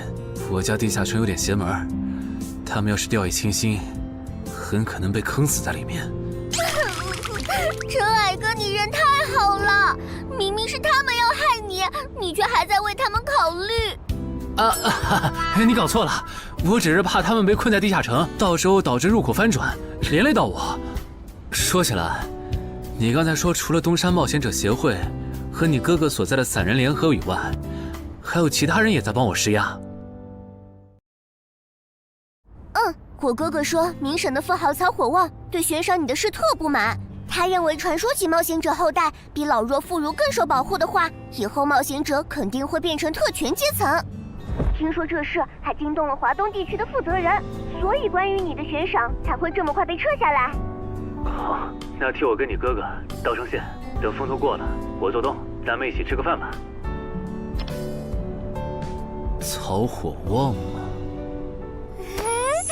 一起吃饭。啊，小妹真是的，为了个不知道从哪儿冒出来的野小子，竟然让大哥你用掉了这些年积攒下来的人情。人家毕竟救了咱们妹妹，我这个做大哥的不能就这么看着。怎么又有电话？喂，我是乔火旺。你可能不认得我。没，我听朋友说了，是您出面施压，我的悬赏才会这么快被撤销的。你已经知道了，那我就开门见山了。您说，我儿子死在了女妖之身，我调查到那个所有者后来被你杀死了，这样看你算是帮我儿子报了仇，所以咱们现在谁也不欠谁的，账清了。我今天给你电话是有别的事，我想以一介商人的身份和你谈一笔生意。简单点说，我和朋友都觉得你有前途，打算重点投资你。你以后要是成了地区负责人，选辖区时可以适当听取我们的建议。如果你觉得可以谈，咱们线下细聊。我是基础属性与称号常识课的客座讲师朱伟，很高兴认识大家。开始前，我想问大家一个问题：你们觉得对于新人冒险者来说，力、敏、体、智、感、魅这6种属性哪个最重要？这还用问？肯定是力量，毕竟脱离和通关任务大多需要击杀指定怪物才能完成。现在都知道，进地下城得备好防具和开刃武器，有兵器帮忙，哪怕身体弱得像软脚虾，也能击杀低等级怪物。对新人来说，力量够就成，多了那也是白搭。反倒是敏捷更能提高冒险者的生存率。这位学员说对了，在协会统计的数据中，刨除掉称号、职业和装备，对低等级冒险者的存活率和内战胜率影响最大的属性就是敏捷。敏捷影响冒险者在地下城内的存活率，这点好理解。但冒险者之间的内战，为什么也是敏捷占主导？很简单，低等级冒险者的称号、职业和装备都不成套，没法弄出有效的攻防体系，所以他们内战时谁先动手谁赢面大。这时候敏捷就很关键了。原来如此，怪不得我遇到的秃鹫和通缉犯不是速度很快，就是打法非常克制、速度快的冒险者。原来点在这里。极限加敏捷的冒险者到6到10级就不好使了。一是这阶段冒险者能靠地下城掉落完美攻防，二是地下城等级一高，怪物种类和数量猛涨，光靠敏捷自己单干没法应对任务和怪物都变强的新情况。那6到10级这个阶段，哪种属性收益最大？6级之后，除了必定作为攻略组核心的超新星以外，其他冒险者都得按团队需求调整自己。这时候别管啥属性收益高，得看团队要你咋发展。原来如此。但不同属性之间多少会有一个模糊的价值差吧？比如同样是1点属性，加在感知和加在力量上，谁更划算？这个确实有，目前公认的排序是魅力大于感知，大于智力，大于体质，大于敏捷，大于力量。魅力最高，为什么？我也不知道，不过这个排序是传说们公认的。作为金字塔最顶层的冒险者，他们的判断必定有其缘由。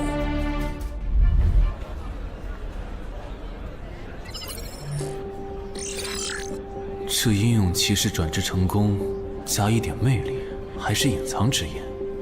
可我主职业就是近战，副职业再选同类，会不会最后效果1+1小于2啊？想什么呢？没什么。不想说就算了。对了，林姐让我问你，下午的冰击课你来吗？啊？这次好像有越省来的武术大师指导我们。停！第7局，长经传胜。强的优势这么大吗？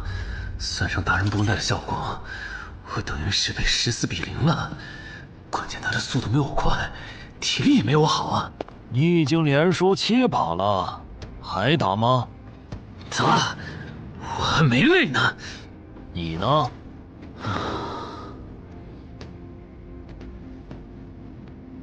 打。好，休息3分钟，然后继续。怎么感觉不用称号和职业技能的陈海哥表现还不如我？你说的没错，他做了个基础身体塑造就去女妖之3了，靠着地下城和坟场暴走事件成了华东新星。要是光论基本功，他确实比不上你。啊，这样吗？不过作为冰姬的门外汉，他的表现已经足够出色了。他现在已经能一步步跟上常青川的节奏，我估计5局之后，他应该就会开始赢了。停，第8局，常青川胜。开什么玩笑？这才10局不到，他就变得比梁家坤强了。他的智力到底有多高？根本就不是打法的问题。如果我的爆发力再强一点，刚才那一局说不定能赢。陈海，啊，下一局你用称号和职业技能吧。你确定？哼，确定。我想更直观的感受我和超新星的差距。常青川亮称号了。什么？他们好像要来真的。行吧，老爷爷，你往旁边站一点，我怕待会儿打起来会碰到您。不用顾及我。好吧，那我尽量快点结束。置死地而后生，看起来好像是增加爆发力的称号。我准备好了，你先攻吗？不用。好，来吧，让我领教一下超新星的含金量。那你不要眨眼哦，现在的我可比之前快多了。好快！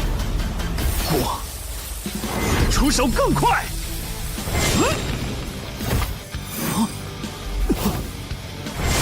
不可能！好快！你输了，今天就到这里吧。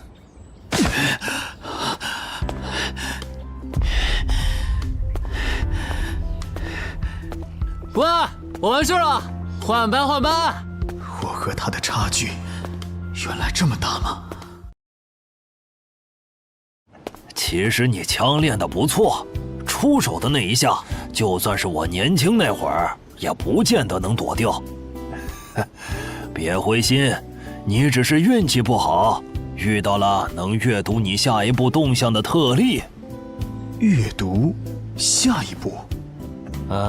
展开来说就是，人在出招时破绽最大，能抓住这个瞬间的人，轻松就能无招胜有招。使用者必须要在对手出招前阅读到对方的下一步动作。有这份眼力的武术家呀，还在世的不超过5个人，所以你输得不远。陈海哥，你刚才那招叫啥？好酷啊！没想到一个没练过武的门外汉，竟然也能掌握这一招。他真的只是个普通的冒险者吗？陈海哥，你也太牛了吧！你是没看到，败给你以后，常青川那臭屁男的脸色有多……臭屁男？常青川，我可以坐在这里吗？当然可以。其实，我原本是把你当做我的竞争对手的，但现在看来是我没眼力见了。以你的实力和潜力，东山这种小地方根本就留不下你。这不明摆着吗？坟场那种全球公认的 bug 级地下城都被陈海哥打通了，他肯定不会自降身份来跟咱抢下任东山市入口管理者的位子呀。说不定到那个时候，他已经是一手负责人了。喂，等一下，你说他以后能成为传说级冒险者，我不反对，但一手负责人，这俩人真吵啊！啊？你问我副职业怎么选？哎，对，我这不是6级了吗？之前探索地下城的时候，发现冒险者面板升级了，除了在用的职业以外，我还可以再激活一个副职业。但我不知道副职业该怎么选，所以来问问你。这个在主副职业常识课上会讲。不过你既然问了，那我就简单说下。一般来说，冒险者主职业分常见和隐藏两种，常见职业很多，进阶方法也大都搞清楚了。你的主职业要是常见的，去内网一搜就知道和哪个副职业最配了。那如果主职业是隐藏职业呢？果然，你是隐藏职业。隐藏职业因其获取难度，目前协会只掌握了个别职业的最优路径，其余的就只能凭感觉来了。啊？凭感觉？那如果选错了，后续不就完蛋了？谁也打不过了呀？不一定。毕竟常规职业冒险者，就算是成为传说，实力也只能排到中等偏下这样。如果你真是隐藏职业，只要没选和主职业互拖后腿的副职业，那上限就不会低。说起来，有一些隐藏职业，甚至不需要副职业就能直指传说，甚至还是上位传说。这样吗？不过这种，就算在隐藏职业里也是非常稀有的，就像巴美人的骑士。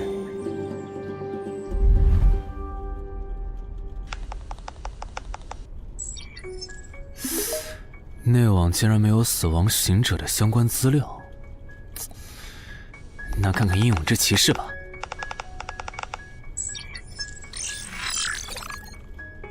没想到我手通坟场得到的转职道具，竟然在全球冒险者圈子里被无数人追逐。看他们的评论，这个转职徽章除了挑战难度高的离谱以外，没有别的缺点，而且挑战次数也没有限制。那么只要转职成功，就必然能成为上位传说。嘿嘿嘿。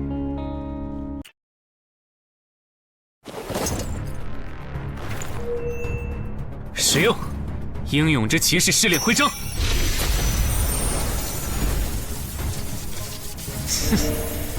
那么，出发吧！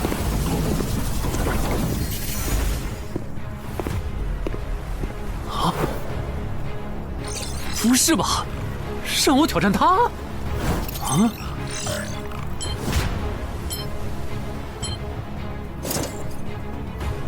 直接开始了这个任务描述啥意思呀？是要撑过10分钟吗？还是用10分钟得到他的承认？啊！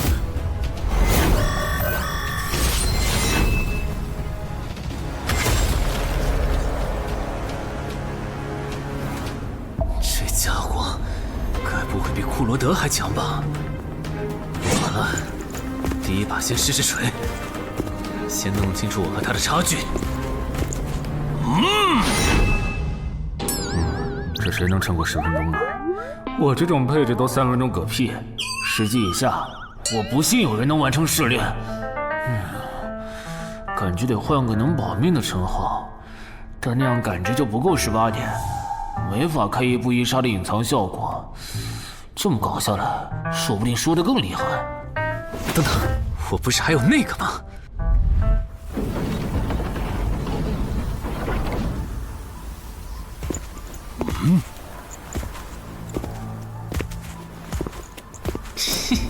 讨厌，这个傻大个的弱点是感知，他看不到穿了隐身衣的我。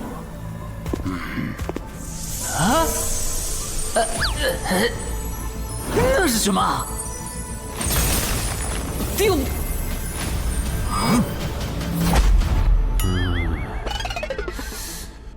他怎么能有看破隐形到位的技能啊？不行，我就不信邪了。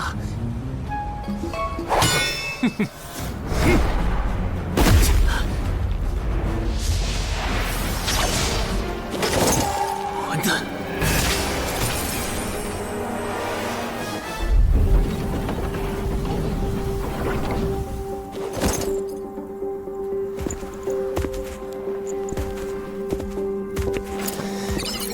再来！啊，那些冒险者还在我家？对，虽说不知道发生了啥，可要是时限到了，这些冒险者还不出来，那咱就得掌握更多这地下城的情报，这样以后入口翻转的时候才能处理好。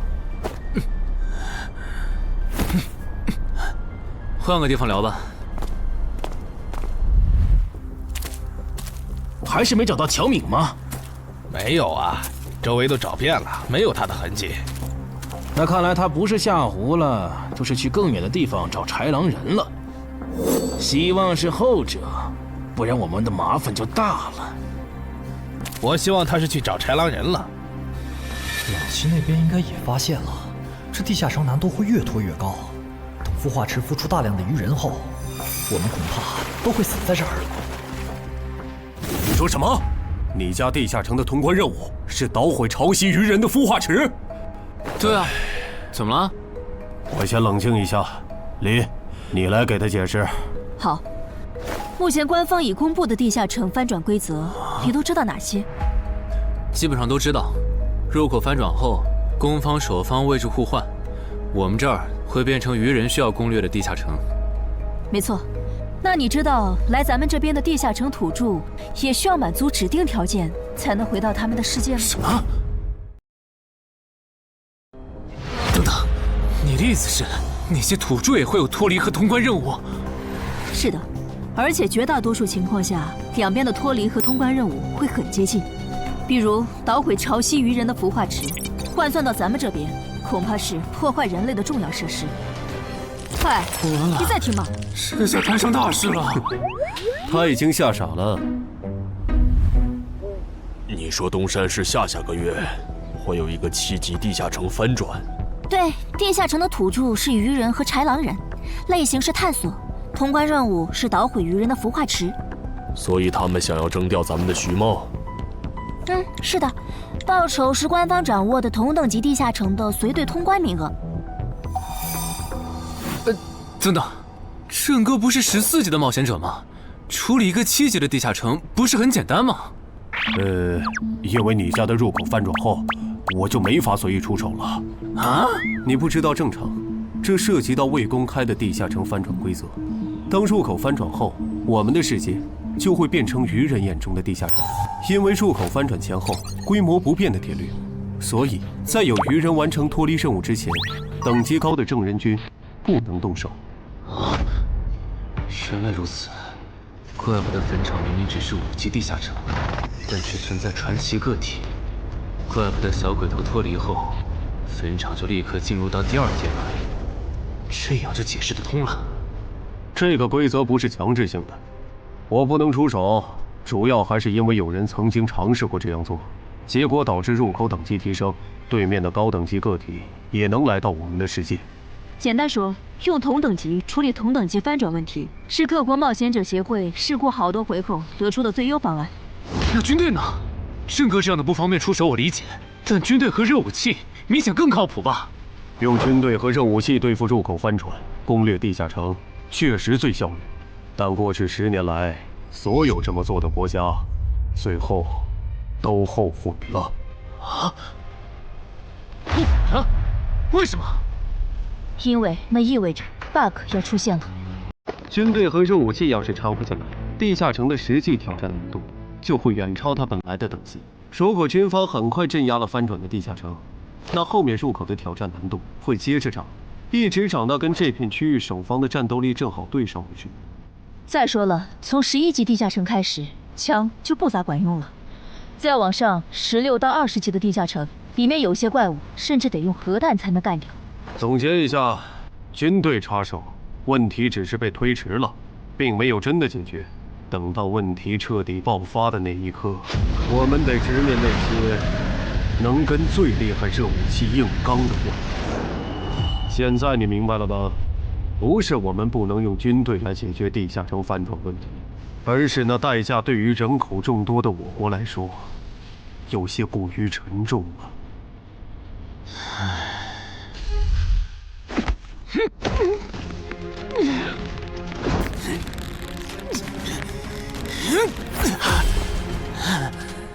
陈海哥这也太拼了吧！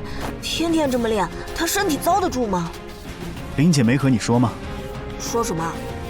陈陈海家的地下城，下个月要翻转了。什么？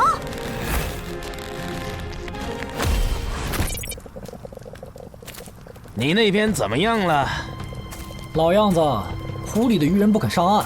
我猜这个地下城的 BOSS 已经察觉到我们被困了。正常发展的话，那些鱼人应该会在最后几天发起总攻吧。其他人呢？他们怎么看？都蛮乐观的。小敏的失踪并没有引起他们的警觉。唉，那这下不好办了。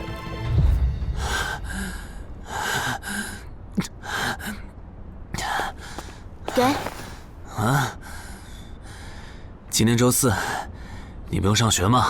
上啊，谁让有些人闯祸，把地下城入口给搞翻转了呢？想上都上不了。应东山市入口管理人的要求，原定课程现在换成入口翻转规则普及课。因为本节课还有大量未准许披露给民间的内容，所以开讲前需要大家签署这份保密契约书。谁先来？我。我签完了，下一个谁来？给我吧。然后给我。那我收尾。原来你叫苏玉啊！哎，你爸是不是三国迷，喜欢荀彧啊？闭嘴，快点签！最后重复一遍，我接下来讲的内容，你们不可以透露给协会外的人。一旦违例，协会的档案师和守密人就会针对违反保密协议的人进行内部处罚。相信我，绝对会让你们后悔泄密的。下面开始正式上课。官方已公开的入口翻转规则，你们都看过吧？看过。好，那我就用东山市要翻转的7级鱼人地下城做切入展开来讲。地下城翻转完后，入口还在老地方，东山市会出现对鱼人来讲难度一样的7级人类地下城。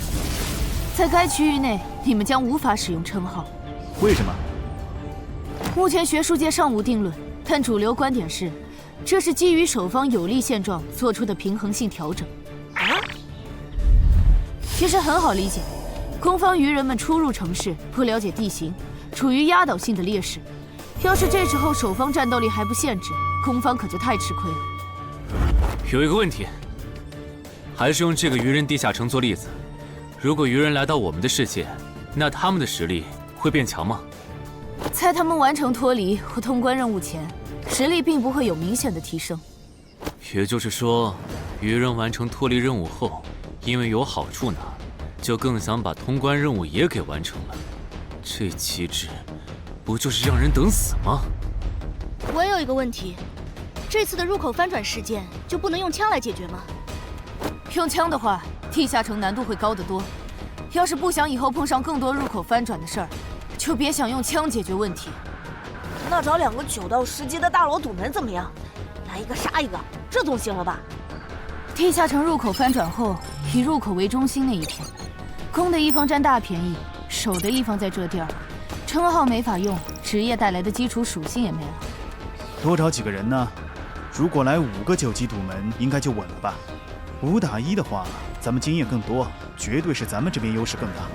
是，之前确实有人这么做过，而且效果也不错。但对攻方不利的地下城，也会因此变更为生存型。按照镜像法则，要是咱们守着的地下城变成生存型，这世上某个地方就会出现同样等级区间的生存型地下城入口，来和它平衡。比较典型的就是坟场和恐惧之墓。所以，至少在我们国家，现在是尽量避免这样做了。哎呀，好恶心啊！这里不允许，那里又有限制的。难道入口翻转，我们就只能安排附近居民撤离，然后一波接一波的处理跑来咱们这边的鱼人吗？倒也不是，其实我们已经快找到可以快速解决地下城翻转事件的办法。哦，是什么？只要入侵我方世界的同批次地城土著里，有人被我们捕获，且在该地下城入口时间归零前，我们一直保住他的命，那就不会再有下一批次的入侵者。这次喊大家过来，是想和大家一起讨论我们最后几天的安全问题。能有啥安全问题？不就是个靠机制恶心人的7级地下城吗？要不是我的职业不适合水下作战，他早被我攻陷了。不懂就闭嘴，好好听。这个地下城没你想的那么简单。啊，搞得你好像很懂的样子。你懂你说呗，我洗耳恭听。没看这个地下城的名字和任务内容吗？摧毁潮汐鱼人孵化池，这么明显的暗示你都没反应过来，我真是服了。照现在这样下去，最后几天国里的鱼人能多到数不过来。如果他们的 BOSS 是团队增益型的，那某些不抱团的蠢货绝对死定了。你骂谁呢？所以召集我们过来，是要商讨最后几天鱼人上岸时，咱们怎么自保吗？对，上个月我去粤省处理当地10级地下城翻转的事，知道了一些不能透露给民间的情报。官方察觉到翻转后的地下城有个对攻方有利的规则，以入口为圆心的特定范围里，守方的战力会被严重限制。所以我认为现在这个地下城作为守方的鱼人们，应该也存在类似的规则。具体点呢？会限制到什么程度？以我们为例，鱼人作为守方，我猜就算他们的 BOSS 是团队增益型，进入我们攻方有利的区域，这个增益效果也会被压制。称号不能有也就算了，连职业带来的基础属性加成也会被抵消吗？这限制未免也太大了吧！我原本还想着，如果称号不能用，就选一个感知加2的副职业，凑出一步一杀第2个效果，未来式的最低要求。但现在肯定没戏了。算了，到入口翻转前，我先用英勇之骑士来适应没有未来式的战斗吧，看看实力会折损多少。早啊，骑士。啊？不是吧？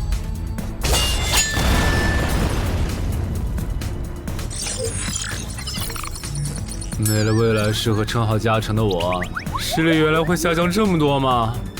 这么看的话，我还是得找个能加感知的副职业，至少要把未来式点出来。你找姚文忠？对，我想找一个能加2点感知的副职业，想问他有没有推荐。还有，协会内部是可以用贡献点兑换副职业的转职道具的吧？能是能，但这种和智、感、魅有关的副职业转职道具，所需要的贡献点有点多。你除掉高成勇得到的贡献点肯定不够。我知道，我来之前已经查过了。我有2个称号未被收录进官方的称号图鉴，我可以提交他们的获得线索来换取贡献点。行，那我叫姚文忠帮你整理一下。你现在就要定副职业，不再等等吗？距离你被强制征召进地下城还有半年呢，没准过几个月，新隐藏职业的最佳升级路线就能搞清楚了。不等了，我家地下城翻转后，我主职业的核心技能就会没了称号加成，得再加2点感知才能开启。这2点属性对接下来的我是刚需。行吧。这是协会掌握的能加2点及以上感知的副职业，你看一下吧。寻物师，你确定就要这个，不改了？啊，就他了，寻物师。行吧，那我现在就去联系福州的冒险者协会，让他们派评估师来东山看一下你手里的称号值多少贡献。如果价值大于寻物师的职业证书，我就向总部打申请。那麻烦姚哥了。您就是陈海先生吧？你可以叫我蔡吉，我的副职业是评估师。接下来由我为您评估至死地而后生和与传奇过招这2个称号的价值。好的。算完了，这2个称号虽然效果惊人，但他们的获取难度和激活所需要的前置条件太苛刻了，所以价值相比于同等级称号会有很大的折损。具体会折损到什么程度？叫你放心，足够您兑换寻物师的转职证书了。和上次一样，别用称号和职业技能，对这个设备来一拳。好。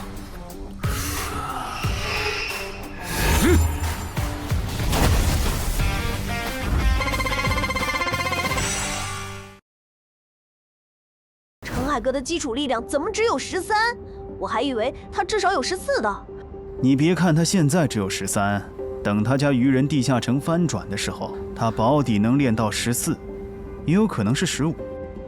啊，虽然陈海哥很拼，但13到14这个阶段，就连姚哥都用了2个月。陈海哥再快也不至于到15吧？不信算了。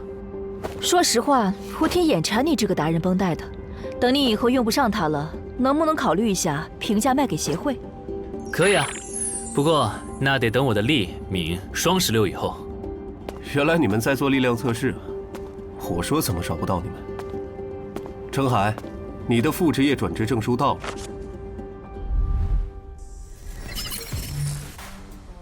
这还用问？当然是选是啊。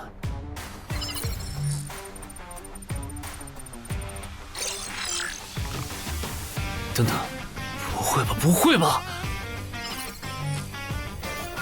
蒙对了，死亡行者的最佳搭配竟然是寻物师。我原以为死亡行者的效果1和效果2已经够超模了，没想到它的效果3更加离谱。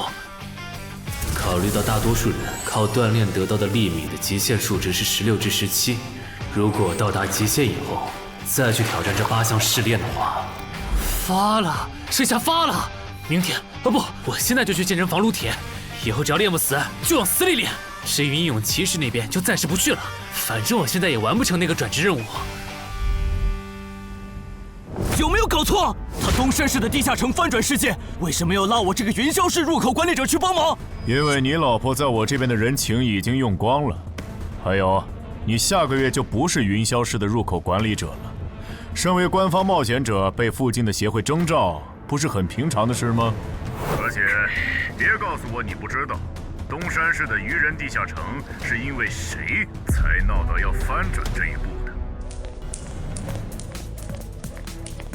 ？11121、11122、11123。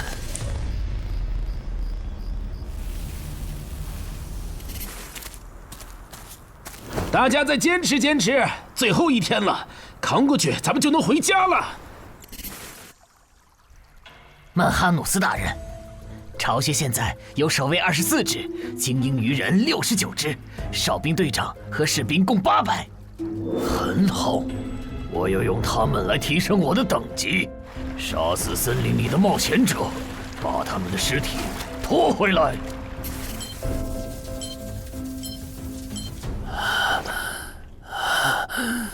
冒险者面板。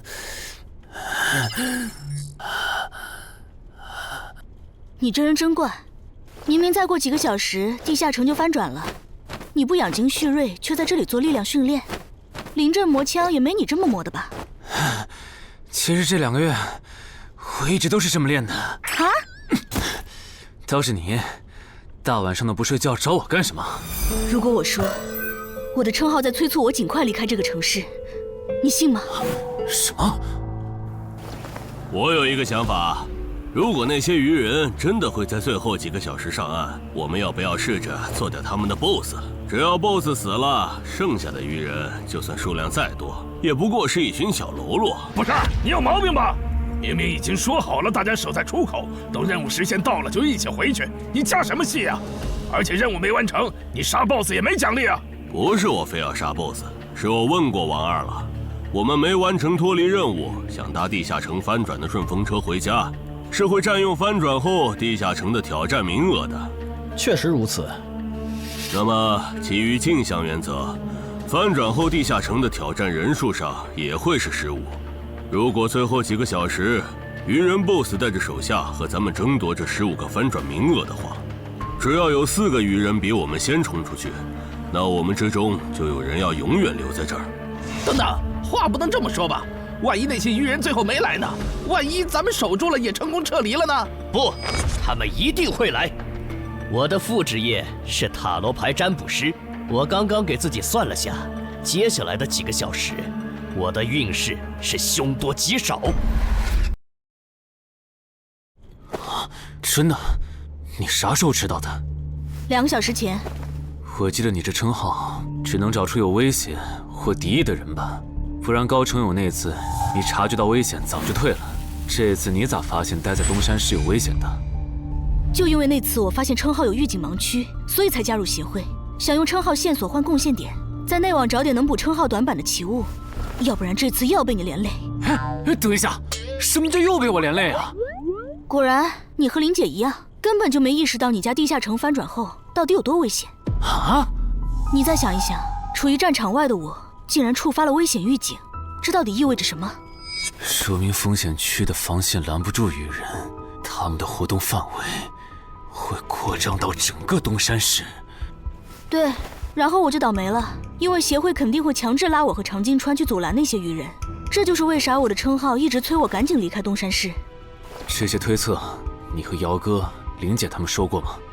说过，但他们认为那15个冒险者回不来，最后能从你家走出来的鱼人也不会超过15只。鱼人单体作战能力不强，就算突破防线，有10级的陈华宫和乌龙也能快速抓捕他们。你信他们还是信我？信他们的话，我就拉着我爸妈去隔壁云霄市躲几天了。我是想信你，但光凭咱们俩又能做什么？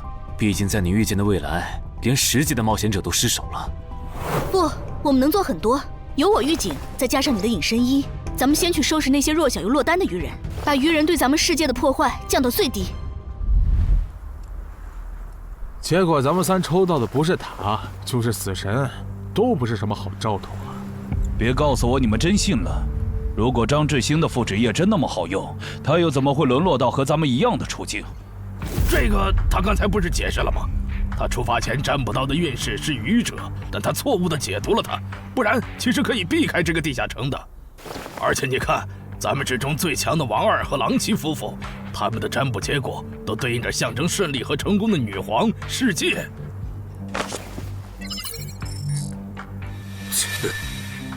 我抽到的牌和你一样，也就是说，如果我保持现状，最后下场也会和你差不多，对吧？对，咱们很有可能走不出这个地下城。那你再占卜一下，如果按我的计划，大家合力干掉 BOSS， 把剩下的鱼人赶回湖里，我的运势会不会好转？行，等一下，先别占卜。你的计划还有完善的空间。这地下城里的鱼人，现在估计已经繁殖到好几百甚至上千了。如果他们的 BOSS 是团队增益型的，那我们和他们贸然开战，绝对会死很多人。所以你的意思是，咱们干脆什么也不做，就在这儿等他们打过来喽？哼，也对，反正你们俩抽到的都是安全牌。不，你理解错了。我的意思是，普通 BOSS 按你说的来，团队增益型 BOSS 就得先引走大部分鱼人，再集中精锐力量斩掉 BOSS。前期侦查、辨别 BOSS 和发射信号弹也得有人做。侦查部分最好由我来负责，我有潜行技能。没问题，这样就可以提前确认 BOSS 的类型，然后按照事先准备的预案来执行了。感觉朗奇的方案要更可靠些，我按他说的占卜吧。可以。这么做确实能低风险地解决掉一部分落单鱼人。但如果可以的话，我还是不想让失控之事发生。我打算再劝一下姚哥，但这需要你配合。你能和我一起去我家，用称号确认一下入口对面危险源的数量和质量吗？没问题。